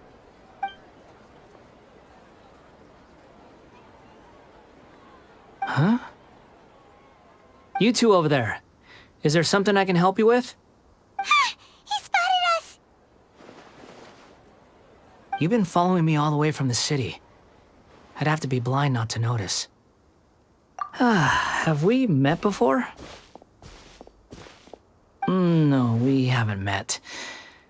But you know me? I have no recollection.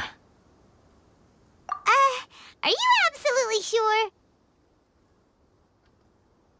Sorry, but I just can't take your word for it. A puppet? What makes you think that?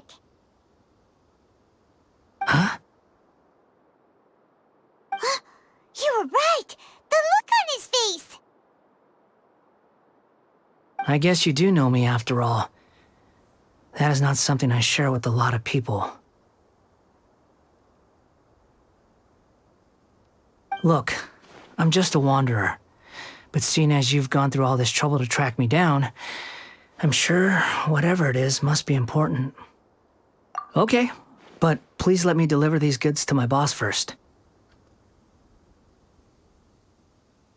Are you really working for that guy? He said you don't want any more for it. Is that true? Yes, I ran into him out in the wilderness during a storm, and he let me take shelter in his cart. In return, I said I'd be his helper for a while. That's oddly nice of you. Let me take these back.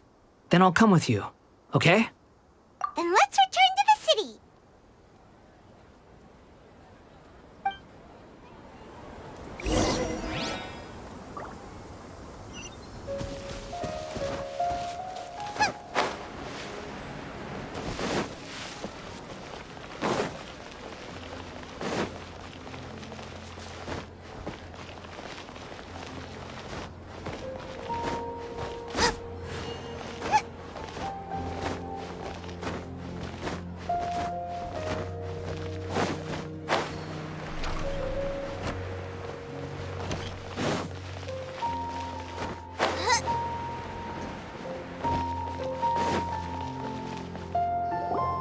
Here you go, boss.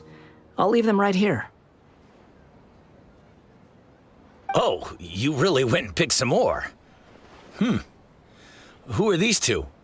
Something's come up, and they need to borrow me. Sorry, boss. I'm afraid I'll be away from the stall for a while. I was just about to pay you anyway. Go wherever you want, kid. Don't waste your time here. What? I get it, okay? You just wanted to help me out, to thank me for giving you shelter from the rain that day. Even then, I don't understand why you're so adamant that you don't want any pay for it. But look, it was pouring down, and there you were, sauntering along without a care in the world, like you had nowhere to be and didn't even care that it was raining. Imagine you were me for a second. It's a little weird, right? Why is this guy traveling during a rainstorm if he's not trying to get somewhere? And why is he taking a shortcut through the open country if he's not even in a hurry? But anyway, taking you in didn't put me out even slightly. You don't owe me a thing for it. Certainly not all this. Your time is valuable. You know, you should go live your life. But I don't...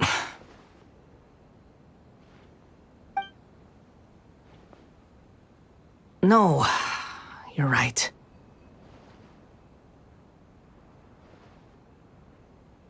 Then I suppose this is where we say goodbye. Thank you again for taking me into the city. Don't mention it, kiddo. I've run into all kinds of characters over the years. I just hope you find your path. Thank you.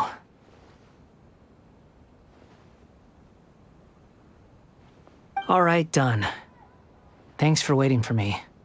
We can go now.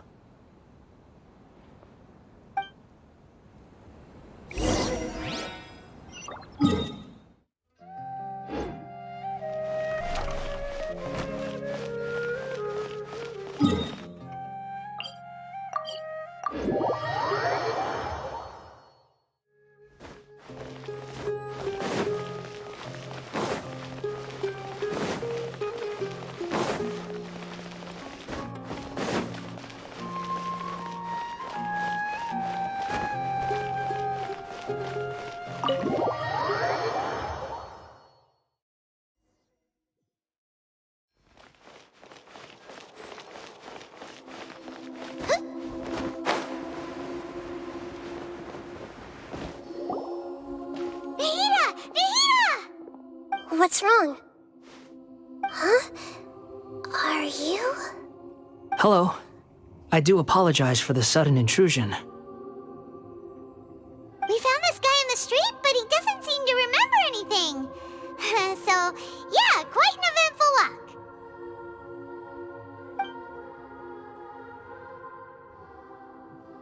You say that you're trekking across Tevat to train yourself. Many other Inazumans who describe themselves in this way call themselves Shugenja. Why do you refer to yourself as a wanderer? Well, it seems more relevant in my case. To me, it sounds like a plant with no roots. But these two claim that they know me, and that I have a hidden past unknown even to myself. I wouldn't call it the past, but rather... this is a difficult one to explain.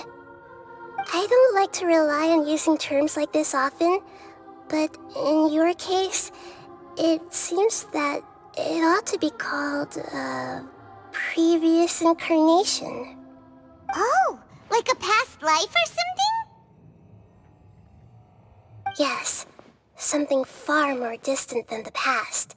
So far away that you cannot perceive it. Okay, I have to ask. What was I like in my previous incarnation?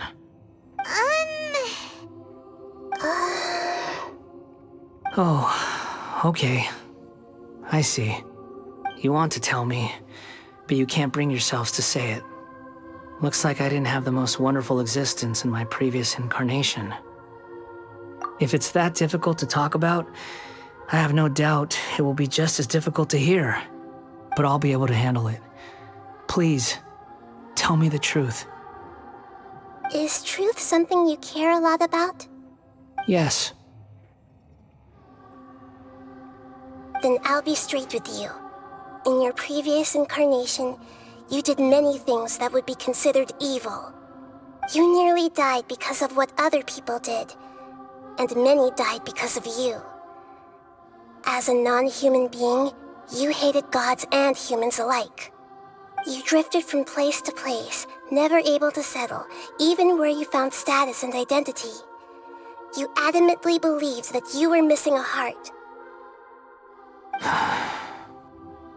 Actions rooted in persistence sometimes bear bitter fruit. Sometimes, you have to let parts of yourself go, or you'll never be happy.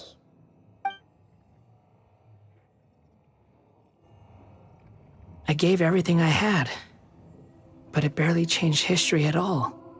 In terms of the outcome alone, that's true. I don't think I can judge everything I've heard purely in terms of right and wrong. Each choice a person makes belongs to a specific place and time, a chain of cause and effect, a cycle of karma and consequence. That is the nature of truth. If one thing is right, its opposite must be wrong. And yet, dichotomies like this are not enough to explain the world in all of its complexity. It seems like my previous incarnation wasn't the most likable individual. We're not trying to hurt your feelings or anything, but yeah, we weren't your biggest fans. If we were enemies, why are you trying to help me find the truth? This is so frustrating! This guy's supposed to be our arch enemy, but now he's just some random stranger we met on the street! He's got so much to answer for, but we can't make him talk because he doesn't remember anything. What a weird situation. Lesser Lord Kusanali, as the God of Wisdom, I trust that everything you told me must be true. Yes, it's all true. I can even show you the memories themselves, if you're willing. Please, I want to see them for myself. I want to experience my own transgressions. Even though it will cause your present self great mental anguish? I'm just a puppet, with no heart and no name. There is nothing in this world for me to cling to fill the void within me. Except maybe these sins that can never be undone. Very well. As you wish. Wait, shouldn't we go with him? This one's kind of on us for bringing him here. Don't worry. Whatever danger I might face, it's my burden to bear. Traveler, could I ask you to supervise him on my behalf? Oh, good point. Given your, unique situation, we'd better keep an eye on you. Understood. Thank you. Now, prepare yourselves, everyone.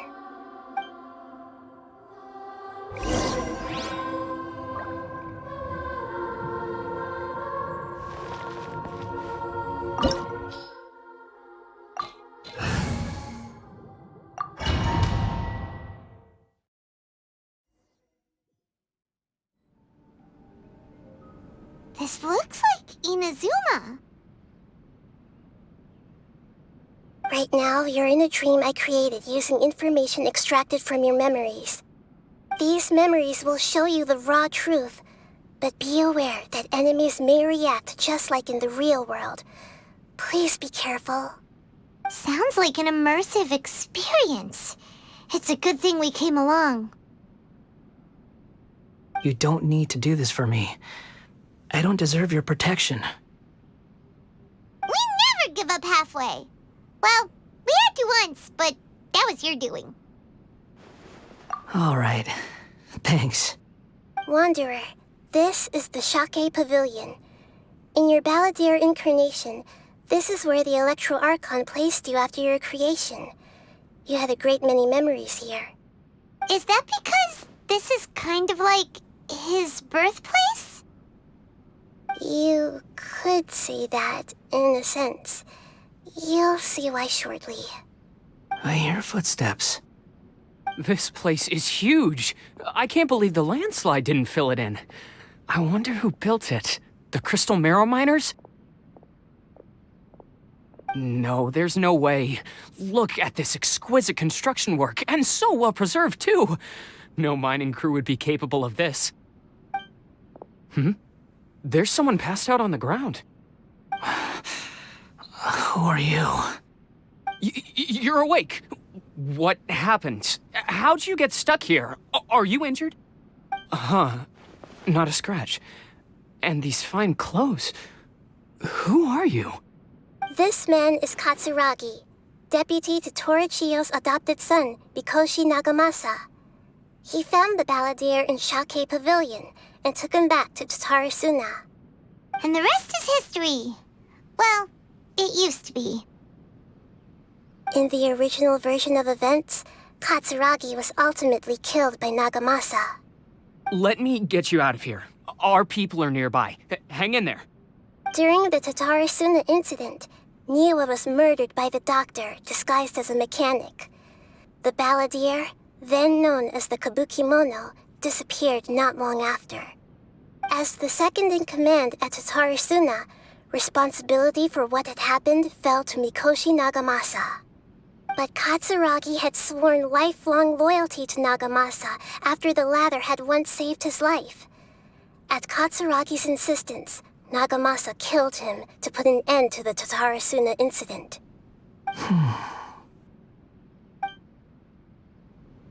Katsuragi seems like he was a good guy. He looks like a warrior, but he has a kind face. Why couldn't he live a long and happy life?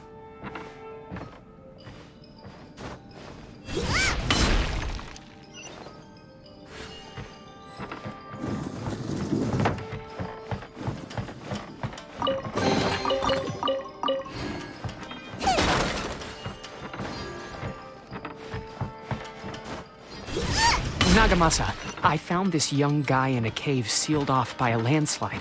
He doesn't remember his name. Well, we need to call you something. I hear the workers are calling you the Kabukimono. That's fine with me. Katsuragi, report to Niwa. Tell him we have someone new joining us.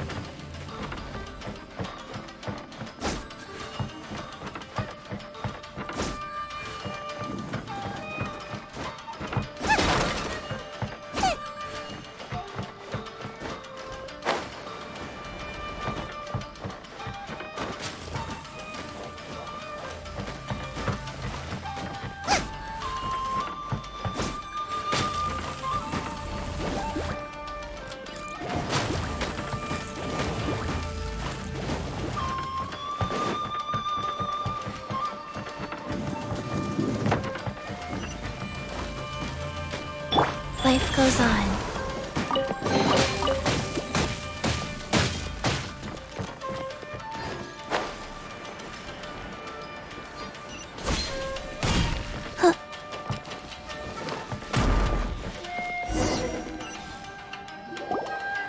Huh? What are we doing back here? Whoa, this is where you were born? It's pretty. But there's nobody here. I was abandoned, like you. I lived here for a while at first, but there's nothing for us here. We can't stay. Okay. I heard my mom and dad used to make swords, but the factory manager died, and then my dad got sick.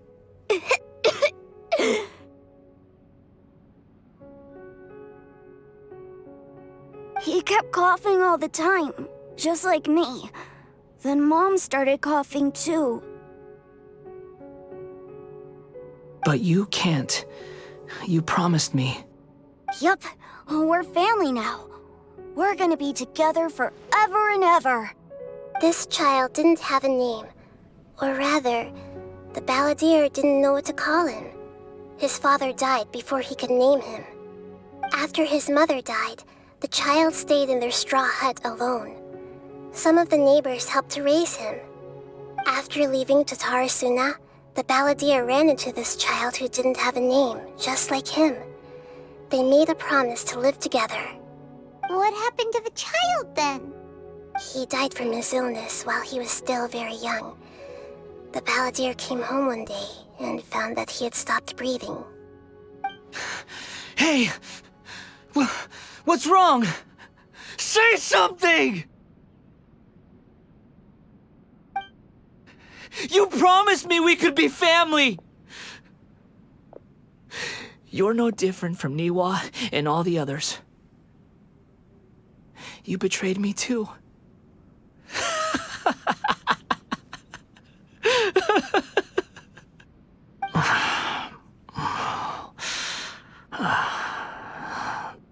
The voices have gone. It looks like the memory ends here. Let's keep going.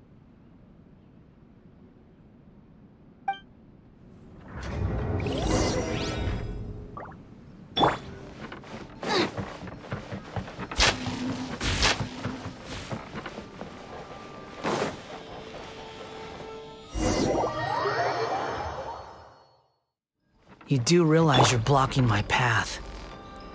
I come not to obstruct you. I've been waiting.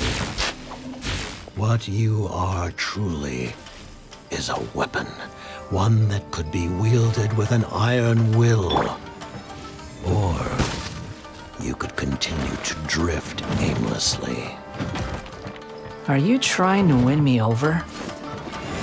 Long-fated rebellion has begun. Why not take your place at the banquet and join those who shall feast?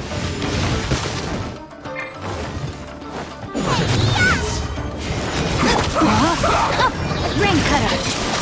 Rise. Power that ended Python! Boba, get them! This is bad.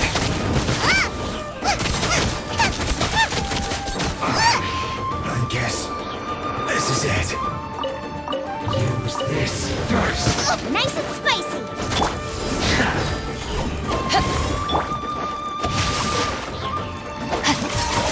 That's The wheel of life. Out of the frying pan, into the fire! You must counterattack.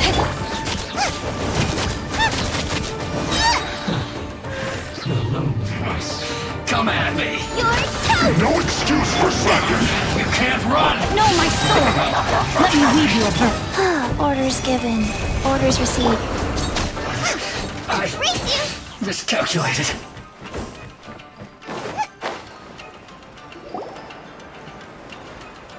This place is dark.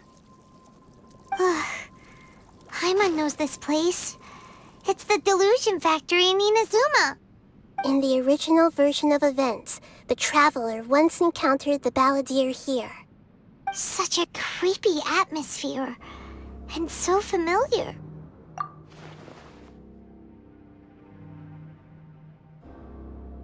Hey, look over there! Well, well, my fair lady.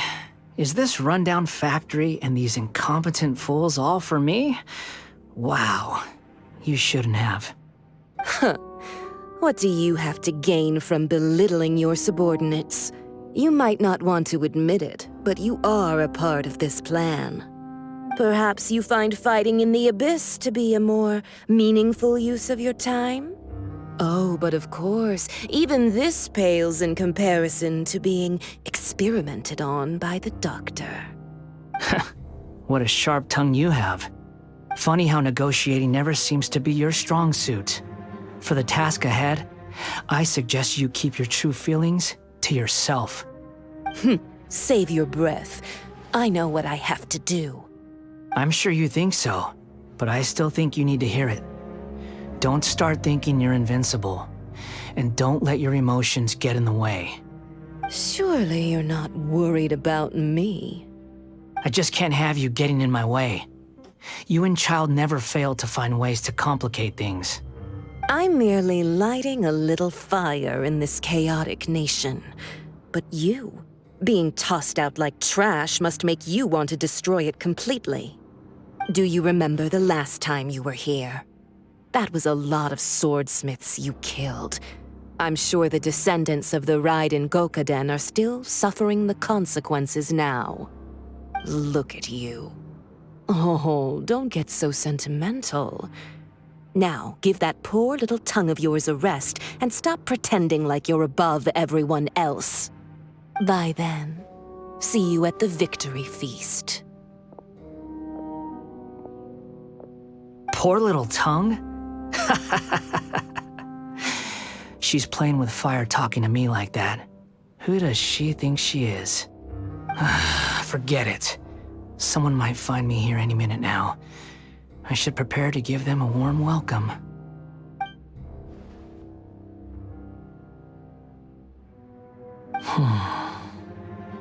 The plot does not end here.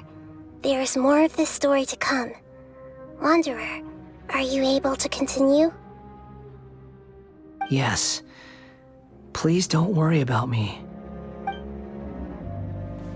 Why are you staring at me in silence? Can't you think of a nicer way to express yourself?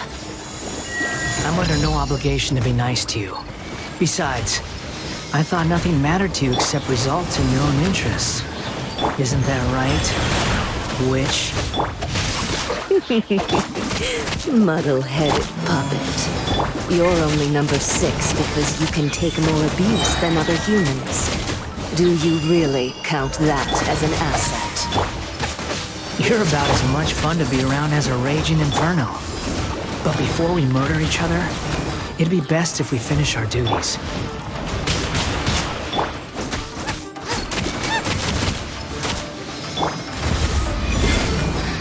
There you are, evil winter. Shall we venture the rancor, the merrier. Boba, get them!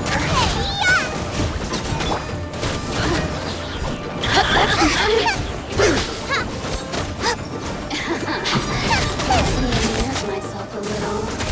Nice and spicy! Rain outlines your face.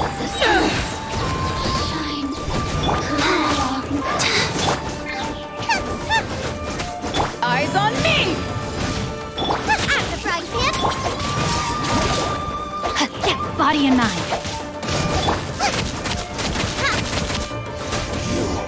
Can't run from death.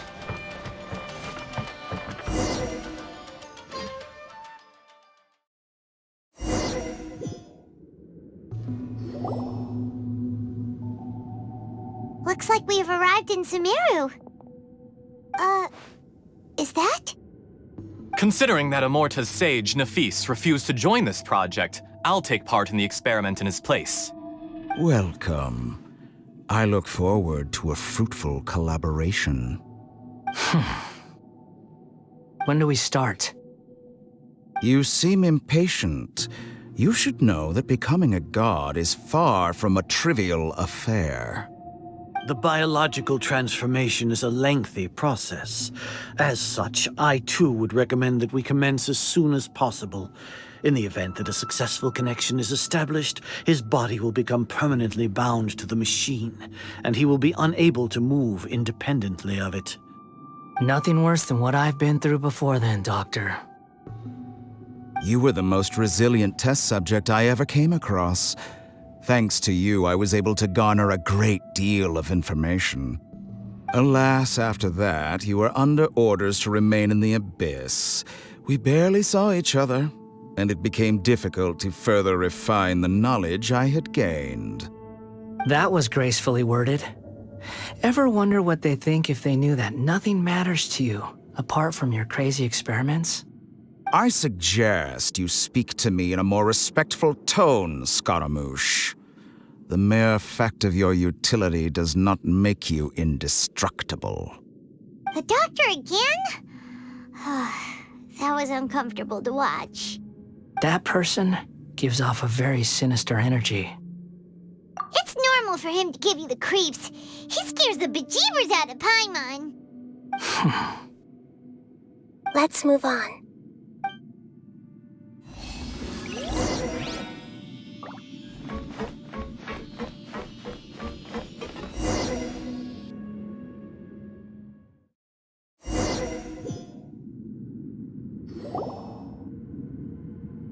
You're a god.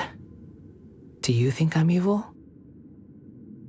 If you accept that he is you, just as you are you, then yes, you are evil. In your eyes, are there any differences between humans and puppets? Do you think there are any differences between your present self and your previous and future incarnations? If not, then what are the differences between humans and puppets? Whoever has tasted the joys and sorrows of life in the human realm is human. Whoever has loved and lost, cried with grief, howled with rage at the tragedy of death that eclipses the miracle of life, they are human too. I've seen enough of my past. If possible, I'd like to reclaim the sins that are mine to bear. No matter the consequences, I won't run from blame or punishment. Whatever I am due, let it come to pass. Can you return my memories to me? Huh? But won't that mean you'll lose your current identity? I've always believed that human lives follow a set of rules, with each person being a collection of past experiences. As a puppet living in a human world, my life is subject to the same rules.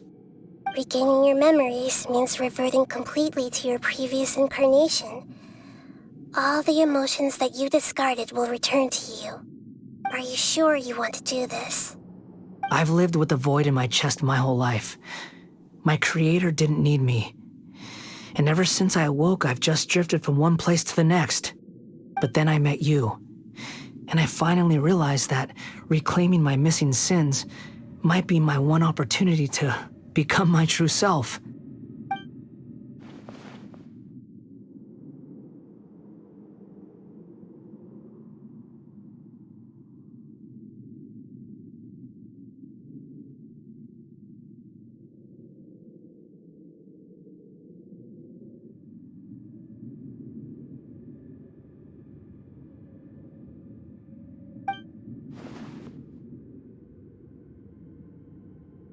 I've always felt I have an innate tendency to yearn for something more, in a way that goes deeper than for most people. But for all my soul-searching as a Shugenja, I've never fully understood it. Looking at it now, it seems that I brought this curse upon myself. So I beg you, grant me this opportunity to gain a purpose, to change my destiny, and end my wandering. Very well. Since your mind is made up, I will return to you that which is yours.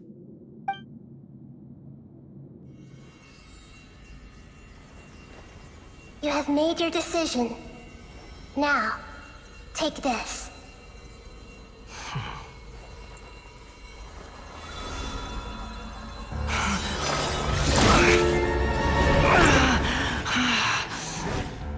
Set him free. A puppet? What's he doing here? You're a human as far as I'm concerned. Everyone's here. Wonderful. What a fine blade. Nagamasa will be thrilled. This is my...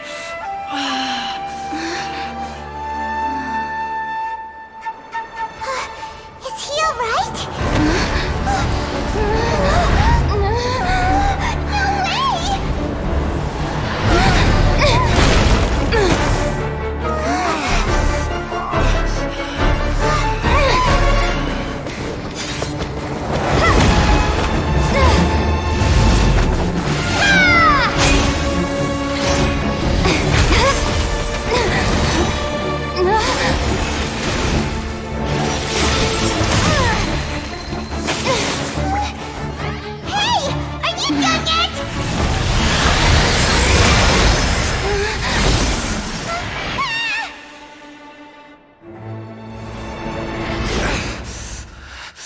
All worthless dross will be purged.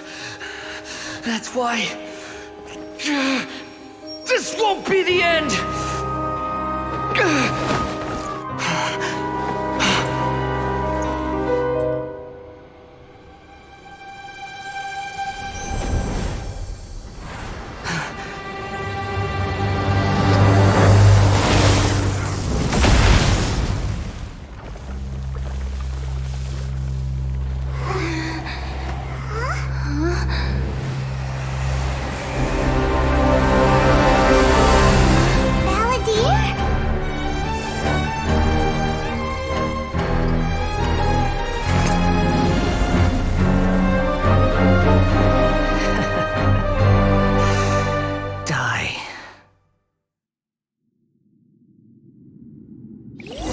This is trying my patience.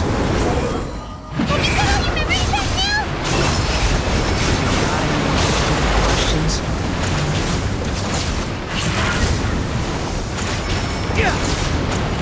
Insignificant past! Behold!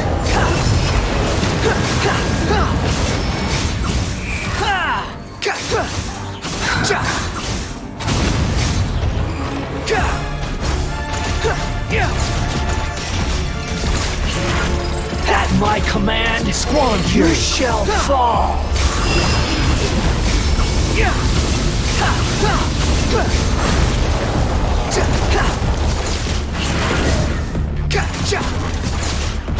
Feeble human!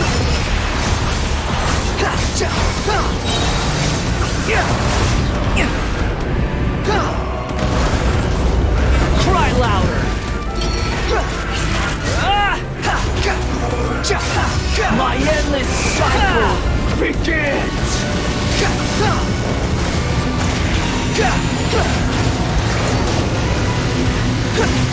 Behold!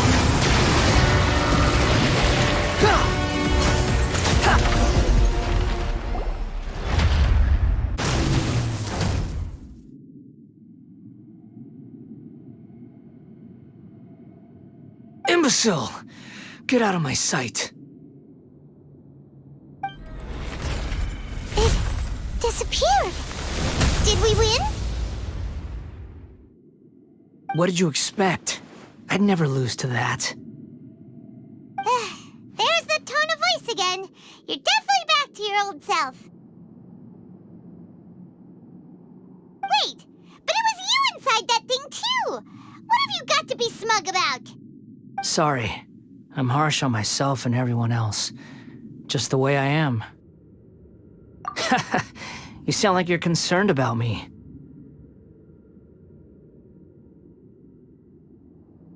But don't worry. Thanks to you, even if I didn't change a thing, at least I now know the truth. The memory recovery seems to have been a success. This dream has served its purpose. Come on.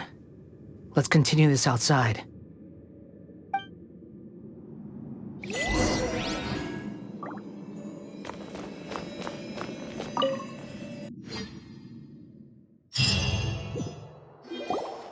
Welcome back, Traveler, Paimon, Balladeer. It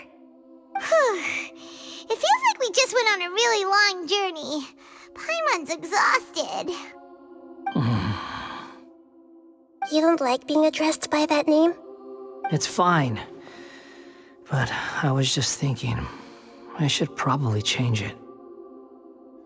After learning about everything the doctor did, there's no way I can carry on using a name connected to him. I'm not planning on returning to the Fatui, and they wouldn't take me back anyway. Recent events will have affected a lot of people, and they might not even remember who the Sixth is.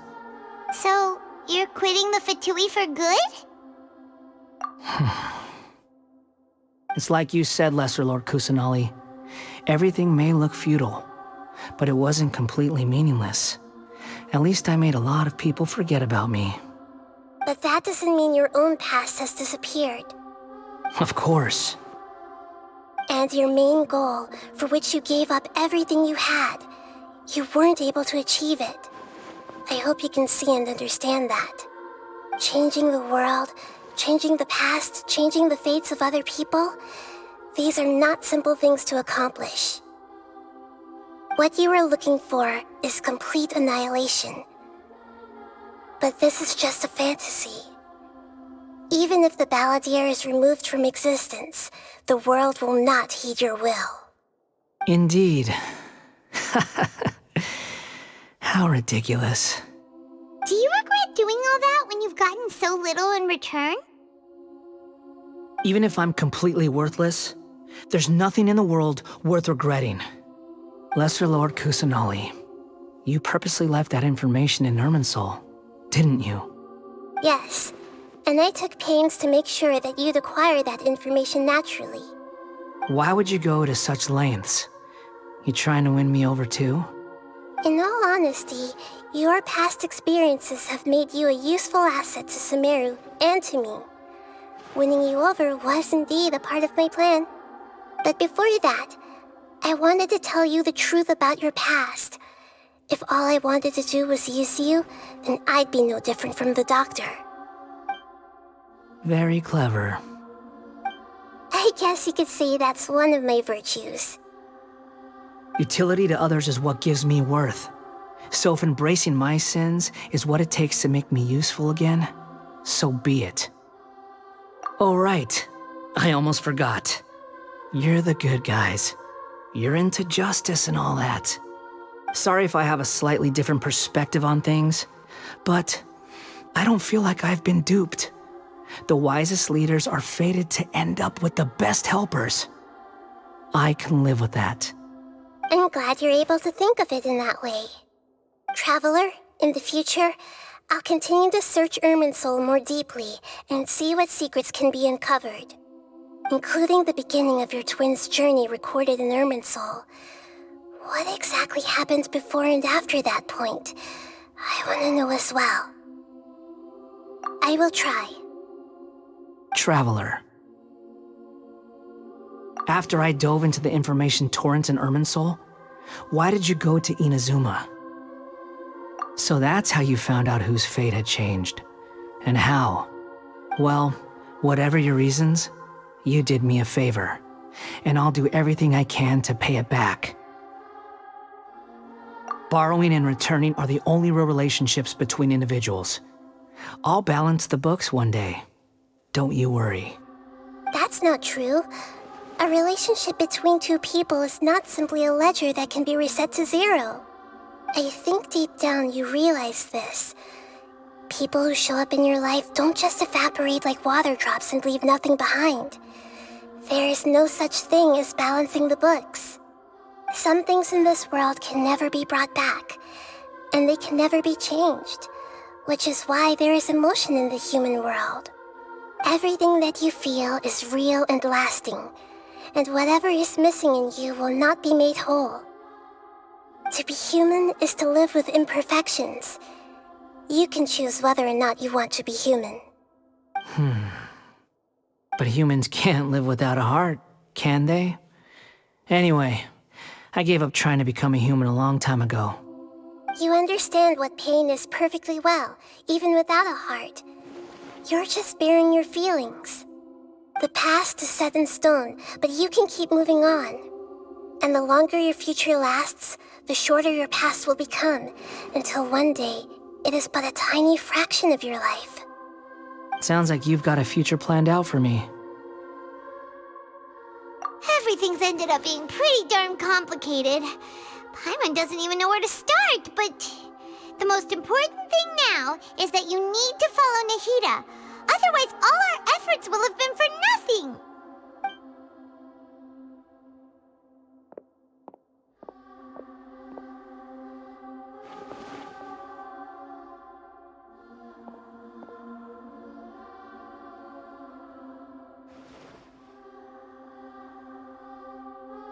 Then I guess I'll be helping you from behind the scenes from now on. I'm glad that you've accepted our proposal. Why don't you choose a new name to celebrate? Ooh, ooh, ooh! Paimon wants to pick an ugly nickname for you, too! Why? Because Paimon still doesn't like you that much. Then I hope we don't see much of each other in the future. A name is life's first gift. You didn't say it out loud, but I know that's what you're thinking. The Traveler and Paimon have helped you a lot. If you can't decide on a new name, maybe you can ask them for ideas. No! Paimon only does nicknames! If it's a serious name you're after, it's all yours.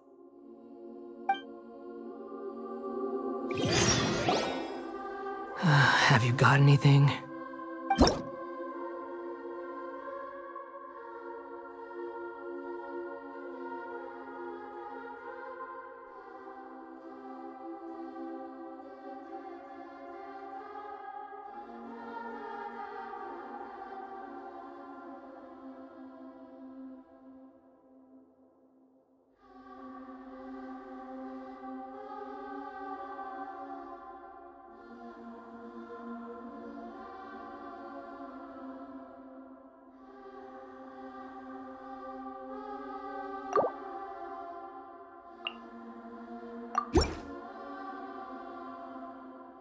Are you sure?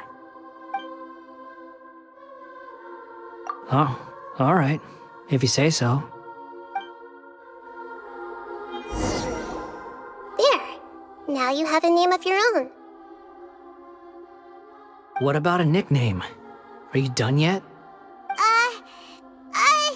Still thinking. Stop rushing me!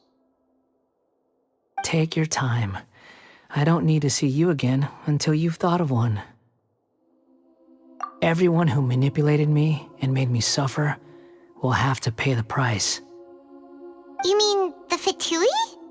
The doctor, at least. Now that your stance has changed, I believe your future path will change accordingly. But it won't be immediate. You still need some time to compose yourself. One more thing. There are still some descendants of the Raiden Gokuden living in Inazuma. Some of them know. Well, they ought to know about the connection between Raiden Gokuden and myself. I don't plan to leave Sumeru for the time being. If you see them in Inazuma, please tell them that I was the one responsible for the Raiden Gokuden's downfall. Even though the events have been erased from the world, they still deserve to know the truth. I see. That is up to you. Huh? But if we do that, then... It's fine. Let them stab their blades into my chest if they so desire. Maybe that's how it always should have been. What's that look for? Don't make that face. I know what I'm doing. That day will come. Alright, we're done here. Goodbye, wise deity. And you too. He's gone. What he went through today would have been like living an entire lifetime in an instant. He'll need some time to calm down. Yeah, true. But even so, after everything that's happened, he doesn't seem quite as fierce anymore.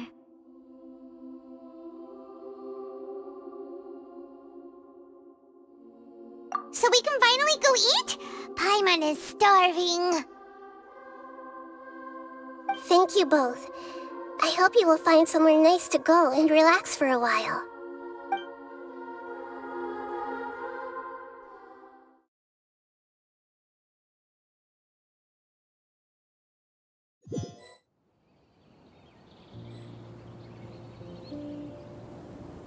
I've got it! I can end my novel with some words from Mikoshi Nagamasa. You mean because everyone else in the story is dead? Yeah, I heard that Mikoshi Nagamasa died at a ripe old age. He's the perfect fit to be the narrator of the epilogue.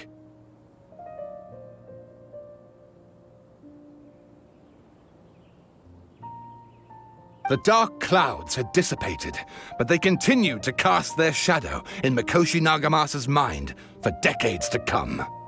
Then, one night, as an old man, he had a dream. On the night when that prized blade, the Daitatara Nagamasa, was forged, the people rejoiced, and there was painting, dancing, and drinking. All these expressions of joy melted down in the furnace fire and turned into red clouds that rallied around the final sunrise that Mikoshi Nagamasa saw in his lifetime. Life is a story too long to be told, a journey that you must walk to behold.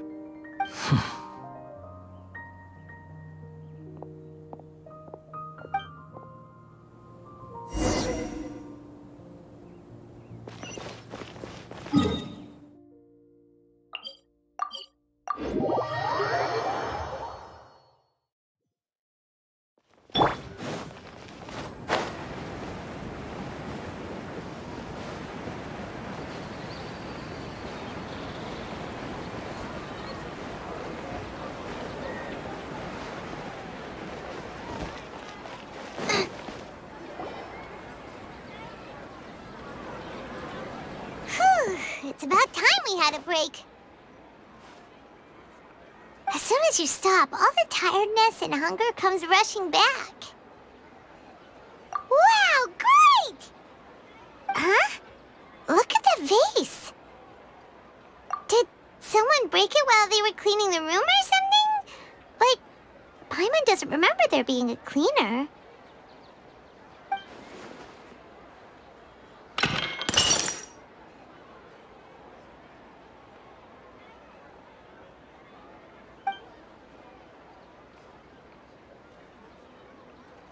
You sound lost and confused. I know why you are troubled. Any who knew of this would find their mind overwhelmed.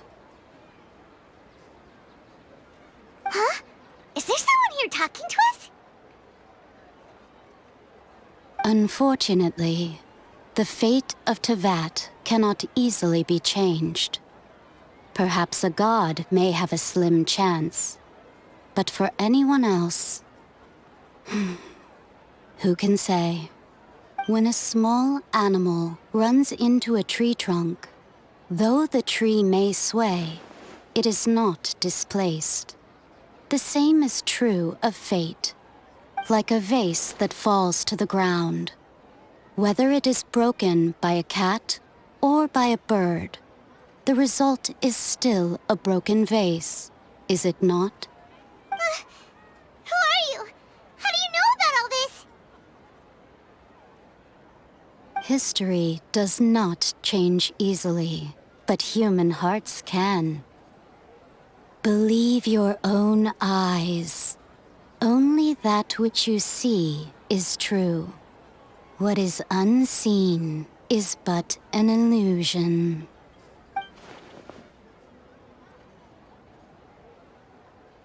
The voice has disappeared. And who the heck was that? And what were they doing coming out of nowhere and saying all that scary stuff?